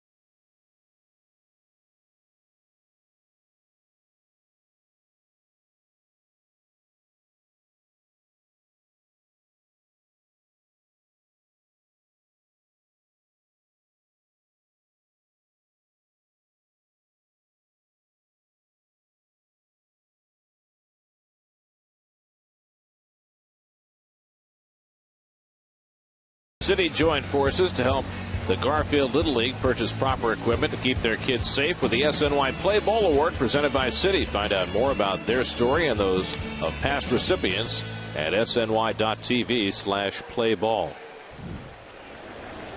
Mets with a 1-0 lead as they come to bat in the bottom of the 6th. Jordani Valdespin leads off and takes a strike from Tommy Hunter. Well, I mentioned in the last half inning that I wanted to see the approach, what Hunter wants to come with. He threw a couple lazy breaking balls up in the strike zone last inning, got outs. So let's see if he's going to go back to the breaking ball, which has been what they say he loves to throw. David Wright and Lucas Duda to follow in the 6th. And Valdespin lays off the curveball in the dirt, 2-1. Well, Tommy Hunter, his last start, got a 10-0 lead handed to him in Pittsburgh, and he staggered to an 11-5 win. Tonight, he's got no run support, and he's pitched a whole lot better.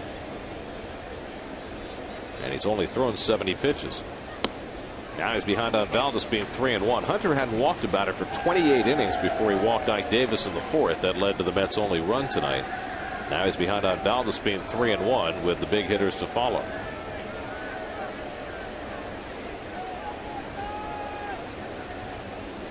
And Valdespin, it's a rocket into right field for a base hit. So the Mets get the leadoff man on their 4th hit off Tommy Hunter. Well, after the last half inning, Johan Santana coming off with 6 scoreless innings under his belt, and it appears that his night is done. Well, Gary, you mentioned it. They're going to keep, after that no-hitter and the 130-plus pitches, these last 2 outings, this is a good time. Keep his pitch count where it down. Well, and a big bounce back for Santana after 2 difficult starts in a row against the Yankees and the Rays. Tonight leaving with 6 scoreless innings.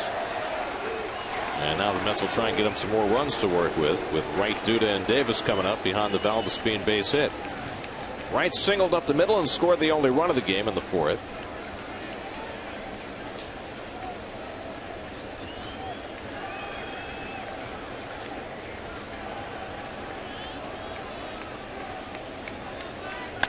And Wright gets under one. Shallow right center, and Adam Jones ambles in. One away. Well, this has been a steady pattern we've seen with David, and that is when he's up in a situation, particularly when he can put a hurt on someone, whether it's driving in a run or proceeding a rally, continuing a rally, they pitch him inside. And it's been going on for quite some time now. I've been doing a lot of games. I've been on the road trip, and like I've been saying, Gary, I'd like to see him look in there for one strike.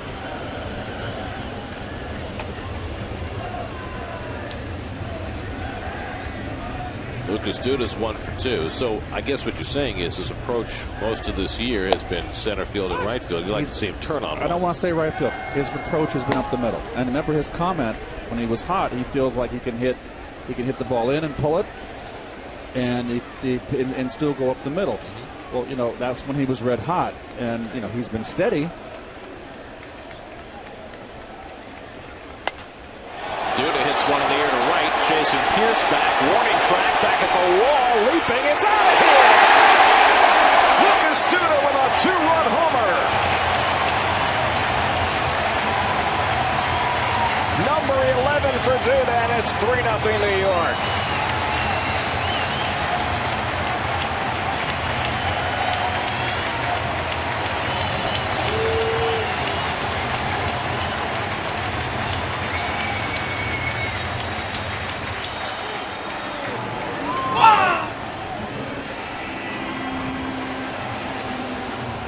Well, that was an out in the old ballpark, Garrett. On the old dimensions. That would be stuck in the Mo zone. The Mo zone. Now, Tommy Hunter has given up more home runs per 9 innings than any pitcher in the majors this year, and the Mets get the long ball to put them up 3-0. Well, they want to come inside, and look, it just missed. And Lucas, if you don't get it in there, that's what he can do. This hit the top of the wall, it seemed. Almost.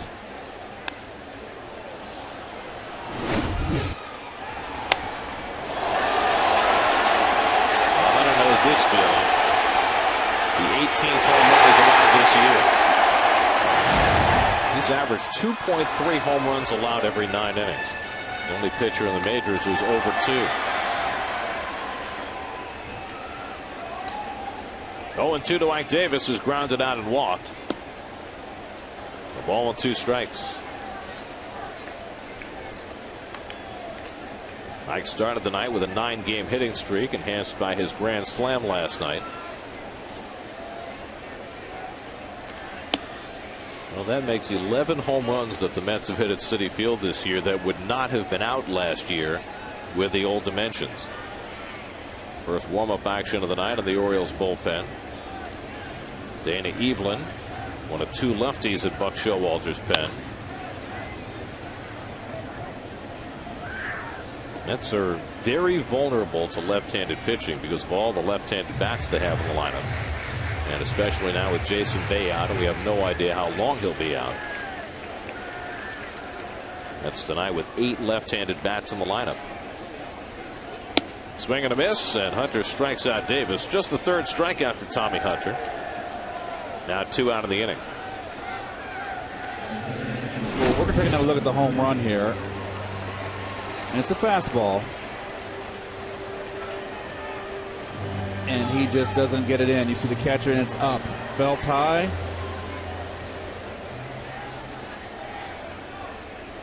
Now, I got a netting back there. That's right. There's people sitting there. They got to be protected.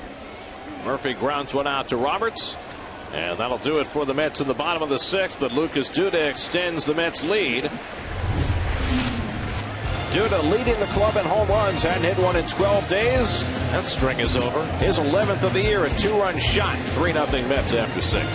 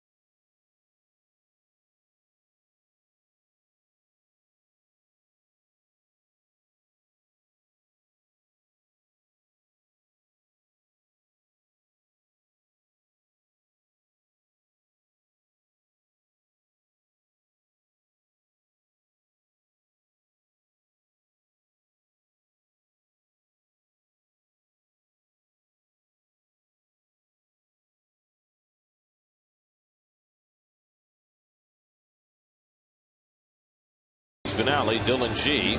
Need an updated picture. There you go. Very nice. How'd the dots get there? There we go. He's got gray. He's a young man. Brian Mattis, the young lefty, will go for the Orioles. He's had an up and down year.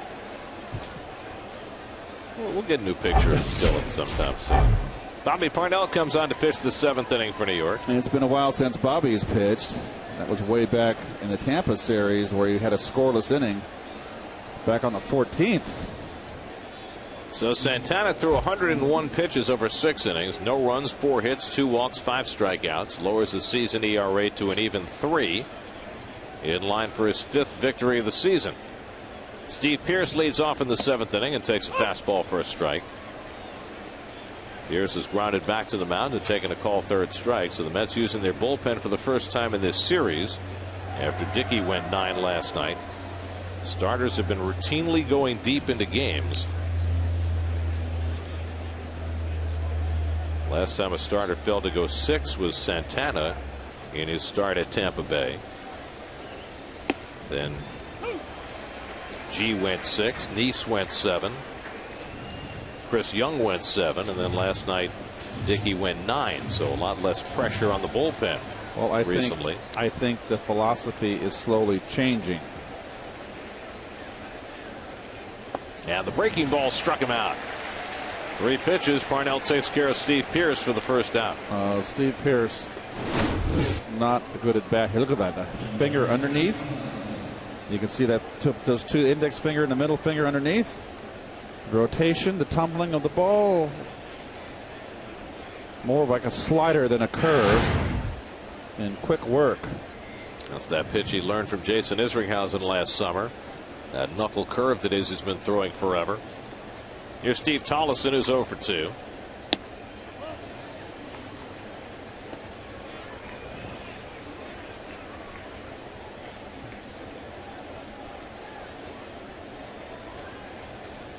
Tollefson has struck out and fly deep to center. And Parnell gets the comebacker. And quickly there are 2 out. Let's check in with the studio. Gary Apple has a preview of what's coming up tonight on Geico Sports Night. Gary, thanks so much. Coming up tonight, Jason Kidd back to the Nets. Maybe the Knicks, not out of the question. And Game 4 of the NBA Finals. The Heat and the Thunder. See you tonight, guys. All right, Gary here. The Mets with a 3-0 lead as we play in the 7th. Robert Andino 0 for 2 tonight. Omar Quintanilla made a nice play to throw him out his last time up. The Orioles, no runs, 4 hits. The Mets, 3 runs and 5 hits. And a fastball from Parnell for a strike, 0-1. Well, Bobby, not having pitched in 5 days, looks awfully sharp. He's throwing hard. And he's getting everything over. Boom, boom.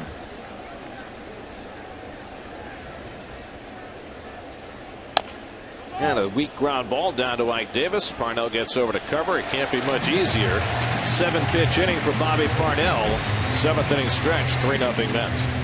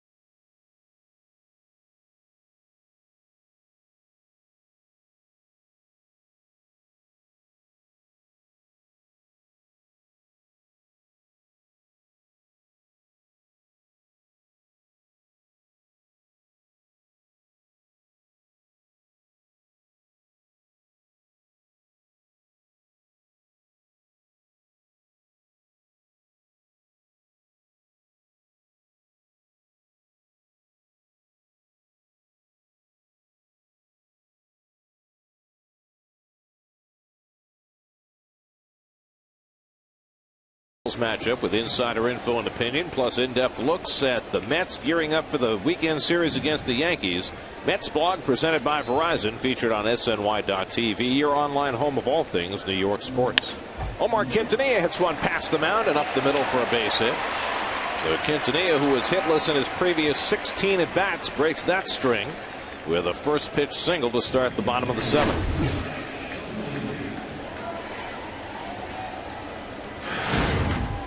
Tommy Hunter reached out with his pitching hand to try and flag that down. I don't believe he made contact with it. So Josh Thole will come up. We'll see how the Mets handle it. Well, here's the base hit. Like a changeup up. Oh, it got a little bit of it, like he got just a bit of his finger on that. Not sure. Mets have Thole at the plate. Scott Hairston on deck to pinch hit. So we'll see if Thole is asked to bunt. Hit and run. Josh is 0 for 2 tonight. And no hint of a bunt. Ball 1. All Josh has been doing is hitting ground balls to shortstop. So why don't you try to get a little hit and run going to get that shortstop to cover and vacate. If Tolley's up and they send the runner, wouldn't you have the second baseman cover? I got Davey chew me out one time in Dodger Stadium when I had Wally cover the left-hand hitter up, and I forget who it was. There's Eveland up in the bullpen still. The hitter pulled it, first and third, and Davey, when I came in after the inning, said, "Don't ever do that again." And he goes, "Never vacate." And there's Batista up for the Mets. Never vacate the right side of the infield. Was part of your thinking that you could cover the whole right side of the infield yourself? We used to switch a lot. I used to like to switch. Guys hit and run, I used to like to always have you always the opposite guy, opposite field. The shortstop will cover here against a lefty. I like to do it reverse. Well, especially a guy like Thole with so many balls to left field. And it's hit right past the third baseman. Thole takes another one to left, and the Mets have back-to-back hits to start the inning. And the throw gets away, but backed up by Reynolds. And holding at second is Quintanilla. So Thole with a hard hit ball that Andino couldn't flag down.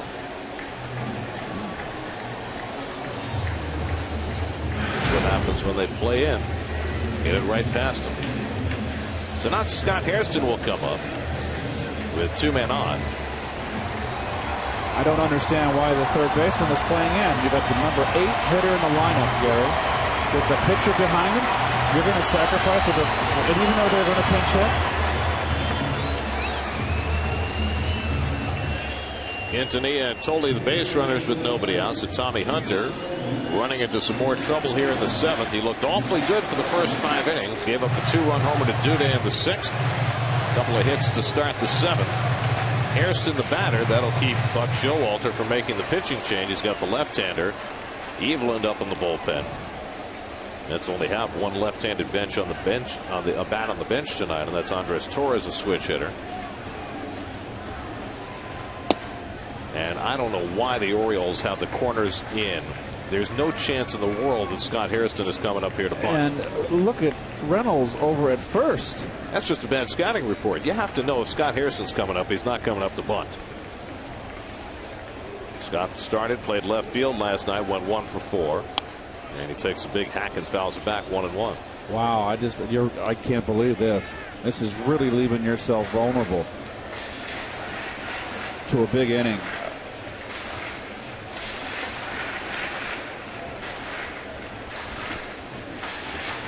Matt Wieters, the catcher, is stepping out in front of the plate and giving signals to the infield. Let's see if they move those corners back, and apparently not. Reynolds is staying put.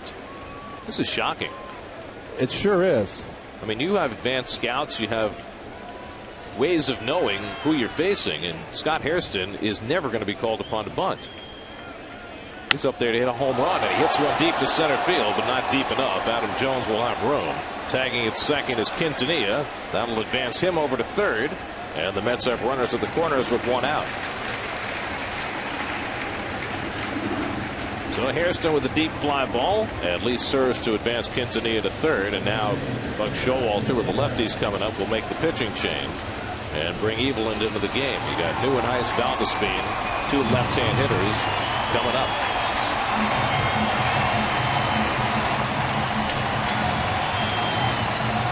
Orioles are going to make a double switch here. The call to the bullpen brought to you by Verizon Fios. Get Verizon Fios for the internet that can handle everything you do online, no matter how many devices you use. Mets up 3-0 in the 7th and looking for more.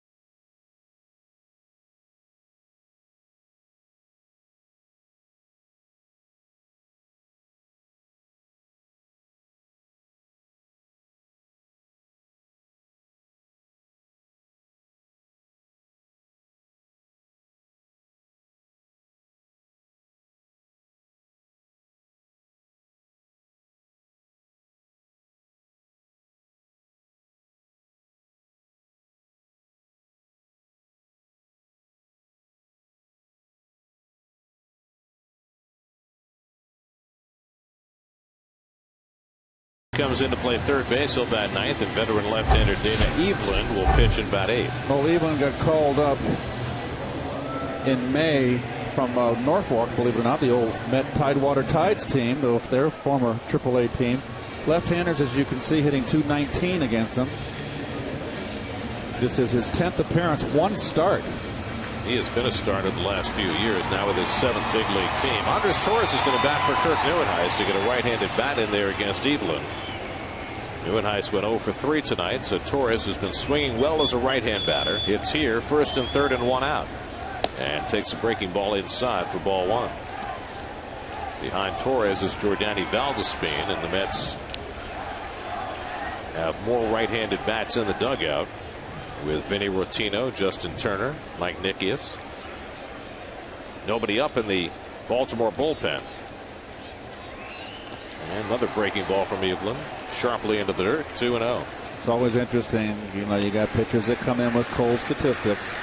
How do they pitch with men on base? Whitey Herzog always told me if we looked for a reliever was the first batter, but that was back in the day when you brought relievers in the middle of innings with men on base. Now he's behind on Torres, 2-0. And Andres takes a fastball for a strike, 2-1. We first saw Dana Evelyn pitching for the Milwaukee Brewers, and you see he's done a very good job getting his first man out. Evelyn now with his 7th major league team. Pitched last year for the Dodgers, made 5 starts for them.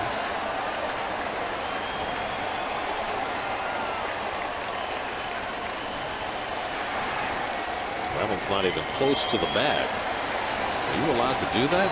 Is that a balk? You're very good, Gary. Something has to be around the vicinity.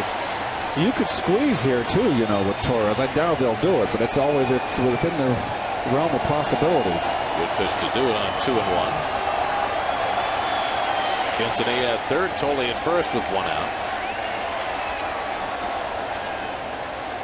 And it's pulled down to third, might be 2. Instead, Benjamin comes home with it, throws low. Wieners picks it out of the dirt. And now they run Quintanilla toward the plate. Evelyn now will have to put the tag on him. That was horribly done by the Orioles. First of all, Benjamin should have gone for the double play. No. Second of all, they took too long in the rundown. Well, the ball's a one-hop shot. You turn 2. So that's mistake number 1. This is a nice hot shot. That's an easy double play. Poor throw home and a poor rundown. And so the Mets wind up with runners at second and third. Well, the inning should be over. Instead, Jordani Valdespin will get a crack here with 2 in scoring position and trying to extend the Mets lead. 5-2, 5-1 on the putout on Quintanilla. Now, even though Torres runs well, a ball hit that hard, you turn 2.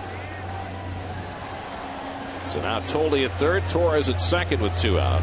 Valdespin 1 for 3, singled sharply into right his last time up, and scored on the Lucas Duda home run. And Valdespin with an ugly cut at the breaking ball, 0-1. Jordani has not seen a lot of lefties. And he struggled against them. He's 2 for 13. Got Vinny Rotino and Justin Turner sitting in the dugout, but I think right now Terry Collins doesn't want to give up the defense. Correct. With the lead in this game. Absolutely right, Gary.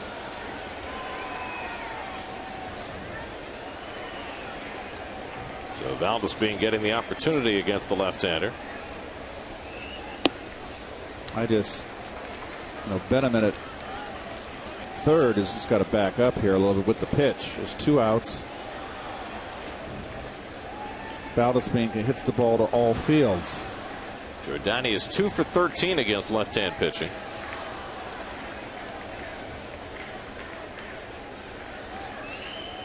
And he cracks one toward the middle of base hit. Tolle is in. Here comes Torres. Jordani Valdespin with a big 2-out hit.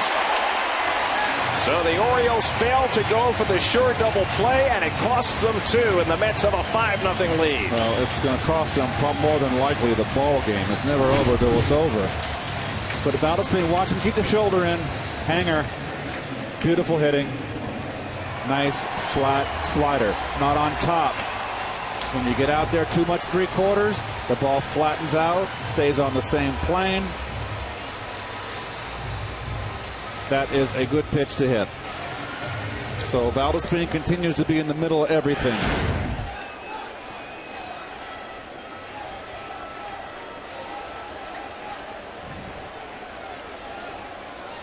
And now there's going to be an appeal play at third saying Torres missed third base. Apparently not, at least according to Eric Cooper, the third base umpire. It was close. Well, I know that there's a tendency in baseball to try to quantify everything. Sometimes you just can't quantify the plays that a team does not make that wind up costing them runs and costing them ball games. And that was a classic example in this inning. Well, the Orioles should have long since been in the dugout. There's no error on the play, just an error in judgment on Benjamin's part. And the Mets wind up with 2 runs as a consequence. Well, it's a lot of things that don't show up in the score in the box scores in the morning. David hits one hard. Benjamin with a nice stop, and this time goes to second to get the force play to end the inning. But the Mets cash a pair. Now have a 5-0 lead as we head for the 8th at Citi Field.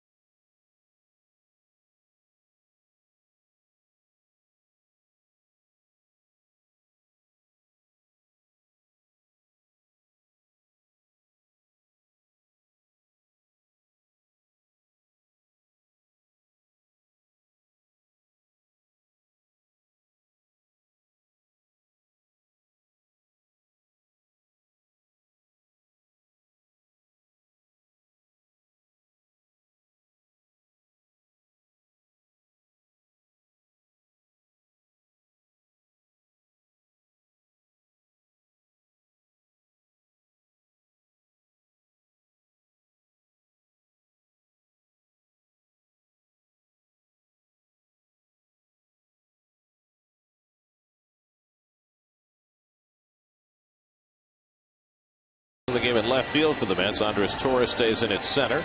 Jordani Valdespin moves from left field to second base.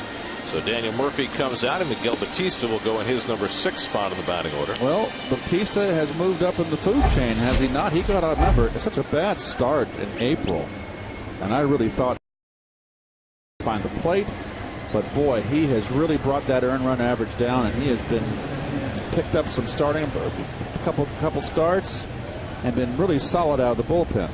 Well, the Mets have had the worst bullpen numbers of any team in the major leagues this year, and so the Mets have tried to shuffle around those roles a little bit. Rausch has been kind of de-emphasized, working more in the 6th, and Batista re-emphasized, pitching in the 8th. Wilson Betemit up for the first time, came in on the double switch in the last inning, batting 9th in the order. Started last night at third base and had the only hit against R.A. Dickey, a base hit to right center. Also drew a walk in that game last night. He was the villain.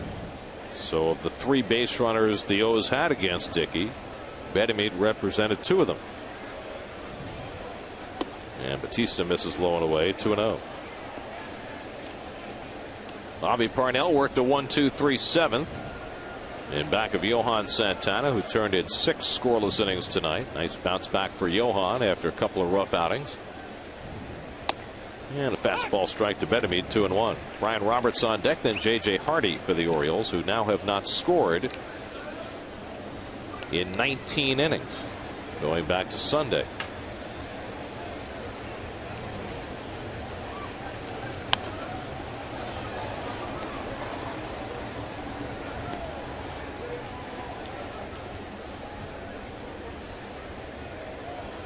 Both bullpens quiet.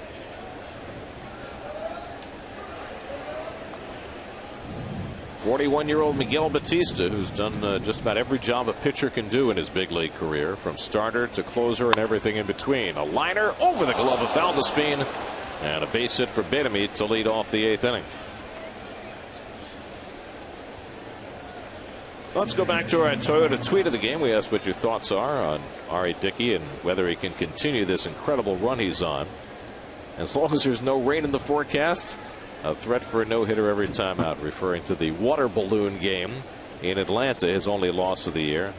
If anybody has the mental ability and prowess to keep this up, it would be R.A.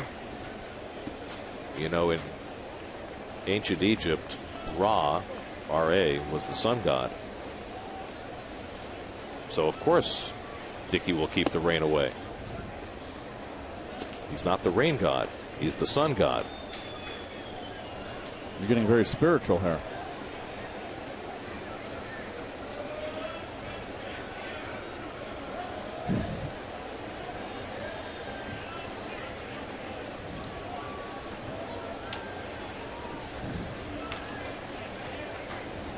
And let's hope they stay that way.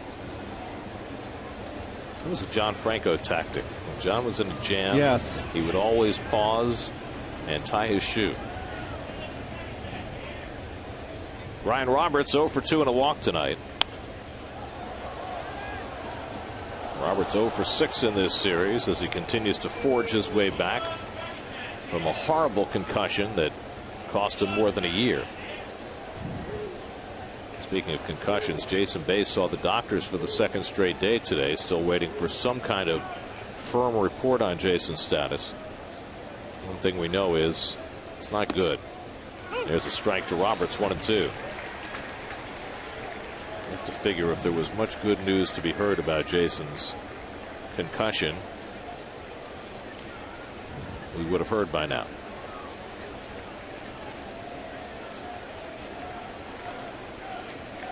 And Terry Collins was asked today whether he was more concerned now about Jason than he was a couple of days ago. He said, I was awfully concerned then.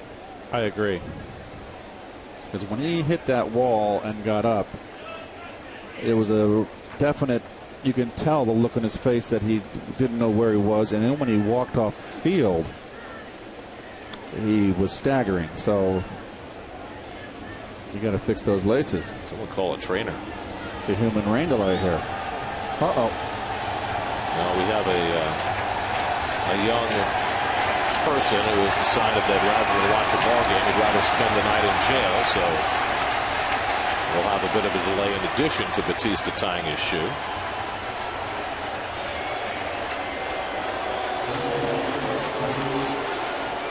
You know, the downside of running on the field is not only that you have to spend the night in jail and pay all sorts of fines, but they also ban you from the ballpark for life.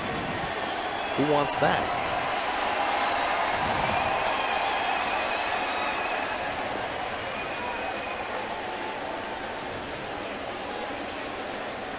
So security does its job. 2-2 the count to Roberts, with Vandermeer at first and nobody out. And Roberts with a late swing foul. Well, here's the play, and you can see where he just wrenched, his neck got snapped into that wall, and you can tell right there that he just didn't know where he was, and somehow he got up to retrieve the ball, which was remarkable considering the circumstances.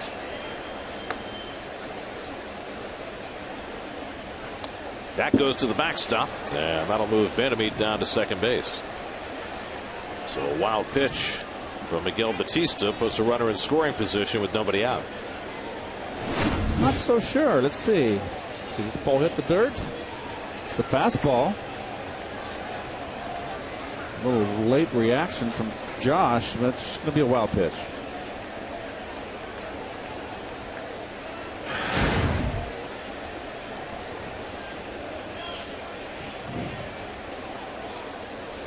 Yeah, that brings up a very interesting fact, which was noted a couple of times last night, that R.A. Dickey has not thrown a wild pitch this year.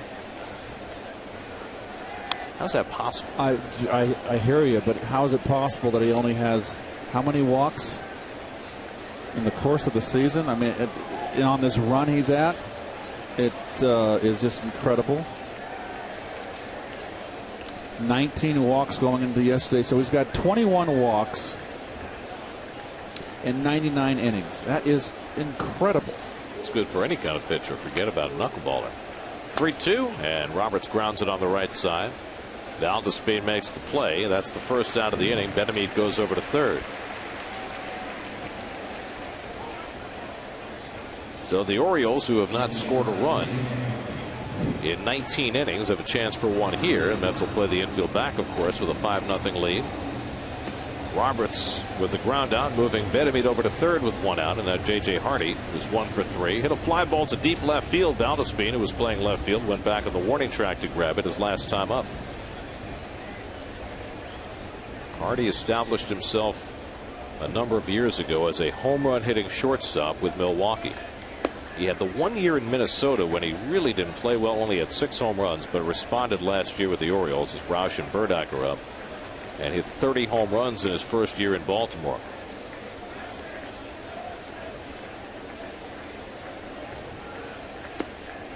Nice stop by Tolley, 2-0. You know, we talked about the Orioles and their offense, which has clearly struggled in this series. It's a very home run oriented offense, and they play in a terrific home run hitter's ballpark at Camden Yards. So they come to Citi Field here, and it's always a decided disadvantage for the visiting team that relies on power. Fouled off 2-1, and yet the Orioles, even with their loss last night, are 6 games over 500 on the road, 20-14. You see where they rank in the American League, 3rd in home runs, last or close to last in on base percentage. In on base percentage and walks, they're 12th in both of those categories. And the strikeouts. Fly ball, shallow left field. Hairston moving over. Vandermeer tagging at third. Hairston's got it. Vandermeer's not going to try it, down by 5 runs as Hairston throws on target home. So now there are 2 out. New York Mets baseball on SNY is brought to you by Bud Light Lime, by Dreyer's Slow Churned Light Ice Cream, and by your Mercedes-Benz Tri-State dealers. Visit them on the web at searchmercedes.com. So now 2 out and a runner at third, and Adam Jones the batter. Jones 1 for 3, hit a line drive to center. Kirk Neuenhuis tried to make a diving catch, and it just clicked off his glove. One of only 5 hits for the Orioles tonight after they were held to 1 hit in a shutout loss last night.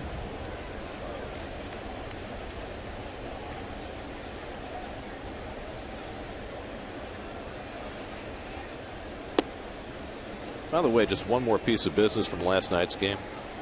The Mets have had 3 games in the month of June where they've allowed 1 hit or no hits. The last major league team to do that was the Mets in 1991. In September of that year, Pete Schurik, remember him? Yes. A 1-hitter. David Cone and Jeff Innes combined on a 1-hitter. And then Cone threw one of his own later in the month. Now 21 years later, the Mets have done it again. Quintanilla throws out Jones, and the scoreless inning streak remains intact. 8 scoreless for the Met pitching staff tonight, and a 5-0 lead as we go to the bottom of the 8th at Citi Field.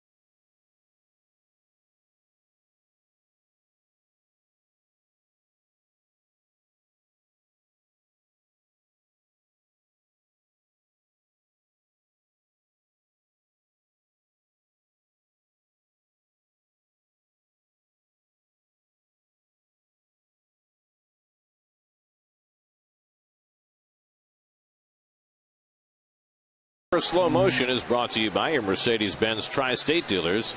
Visit them on the web at searchmercedes.com. Lucas Duda leads off in the home 8th inning. Duda turned a 1-0 game into a 3-0 game in the 6th when he parked a 2-run homer, his 11th of the year. Now facing the left-hander Dana Evelyn, and he takes a cut at a breaking ball in the dirt, and it's 0-1. Well, here's the home run, his 11th. One to come inside, and they missed. And I seen Lucas when they missed 3 inches off that inside corner. He's so strong, he can park it. That helped ruin Tommy Hunter's night. Hunter wound up going 6 1/3, charged with 5 runs and 7 hits, a walk and 3 strikeouts. Those last 2 runs never should have scored. And they scored after he left the game. But the Mets taking advantage. Jordany Valdespin breaking the game open, and a breaking of the bat. Barrel goes right to first base. Reynolds hops over it and catches the throw from Evelyn for the first out. Nifty footwork by Reynolds to avoid the barrel of the bat. Well, with this Met lineup, there's so many left-hand hitters that we've seen so much this year. And there's the bat. A nice little jump over it. There you go. Swan Lake. Jete. Here's Ike Davis. 9-game hitting streak on the line for Ike. He's 0 for 2 and a walk today. Already tonight, David Wright has extended his hitting streak to 10 games.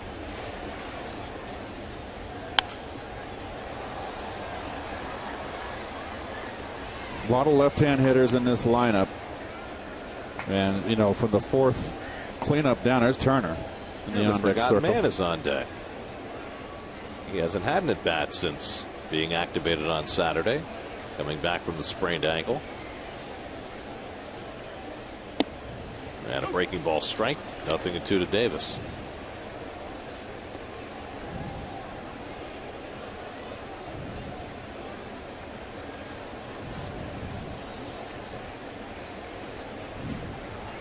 You going to be okay without me the rest of the week? We'll manage. Okay. But it'll be tough. But we'll just dig that foxhole a little deeper. Well, Kevin will do a great job. You know that. But yes. Just want to make sure that, all the little things like you know what to wear. We've already got that arranged. Okay. It's going to be very hot tomorrow. 90, so we're going to be in our polos. You arrange for all your snacks? That's all taken care of?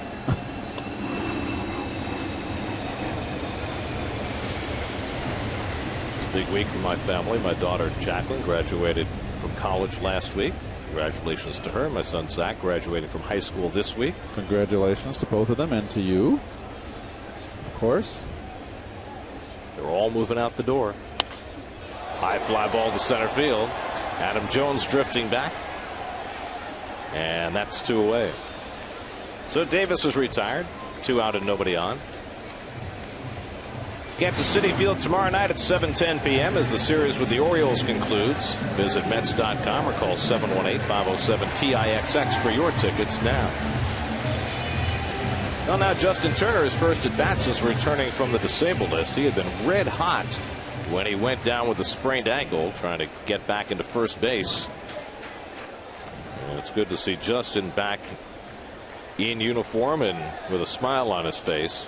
Still may not be 100% physically, but good enough to play. And grounds one down to third base, and Benjamin backs up to grab it and throws out Turner to end the inning.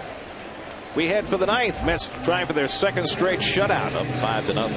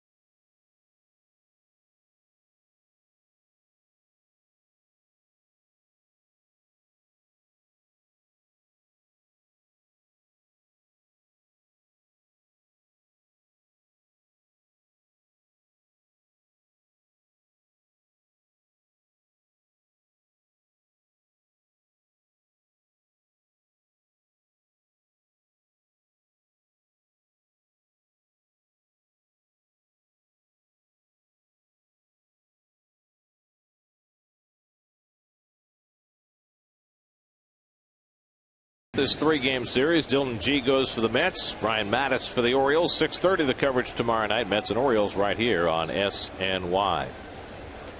John Roush will try and complete the shutout for New York. Well, Roush, after that game in the Yankees back on June 10th, where he gave up the home run that lost the game, has been spotless ever since. Matt Wieters' first pitch swinging, grounds one down to Ike Davis. 1 pitch and 1 out in the 9th. Well, Roush had that game in Santana's last start down in Tampa Bay when he came into a mess. Yep. And worked out of a bases loaded jam without a run scored. And threw predominantly fastball. And he was throwing hard. It was a bases loaded jam with nobody out. Got a couple of strikeouts and a ground ball to get out of that jam, and then came back in the Cincinnati series and pitched a very effective inning, throwing more fastballs. Parnell and Batista each contributing a scoreless inning, and now Rush trying to put on the finishing touches. 1 out and nobody on for Mark Reynolds, who's 0 for 3 tonight, 0 for 6 in the series. And he takes a fastball for a strike. That's at back-to-back shutouts June 1st and 2nd. Santana's no-hitter, and then Dickey the next night going the distance against the Cardinals. And they're 2 outs away from back-to-back shutouts again. Mets already have more shutouts than any team in the major leagues, 7 of them, and going for an 8th tonight. Ryan Flaherty is out on deck to be a pinch hitter. 2 balls and a strike to Reynolds. Santana's in line for his 5th win of the year against 3 losses. Didn't pitch well in his victory in Tampa Bay last time out, but he was terrific tonight. 6 scoreless innings, 4 hits, 2 walks, 5 strikeouts. Fastball called strike 2-2. 93 from Roush. He has begun to throw harder than at any point this season. He was in love with his breaking ball and became too predictable. And look at his fastball. And he throws hard. Missed the series in D.C. because he had some problems with his elbow, some debris in there. But ever since he's come back, he has gone back to his fastball and looked so much better. Almost as if to prove that his elbow is okay. Well, I think Dan Warthen, the pitching coach, wanted to get him to throw more fastballs. You got to mix them up. Breaking ball in the dirt, 3-2 to Reynolds. And another thing, too, I think when his elbow got a little tender, he started flattening out his slider. Now you see that's more of a down slider. And there's Dan. Well, it's been a season-long pursuit trying to straighten out this bullpen. And getting Roush going again certainly is a big part of that.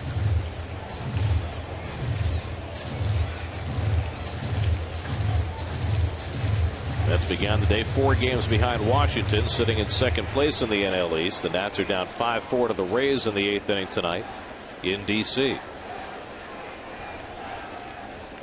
3-2 to Reynolds. Struck him out. 2 out and nobody on. Let's check in with the studio, see what's coming up on WB Mason Postgame Live. Chris Carlin and Ron Darling, guys.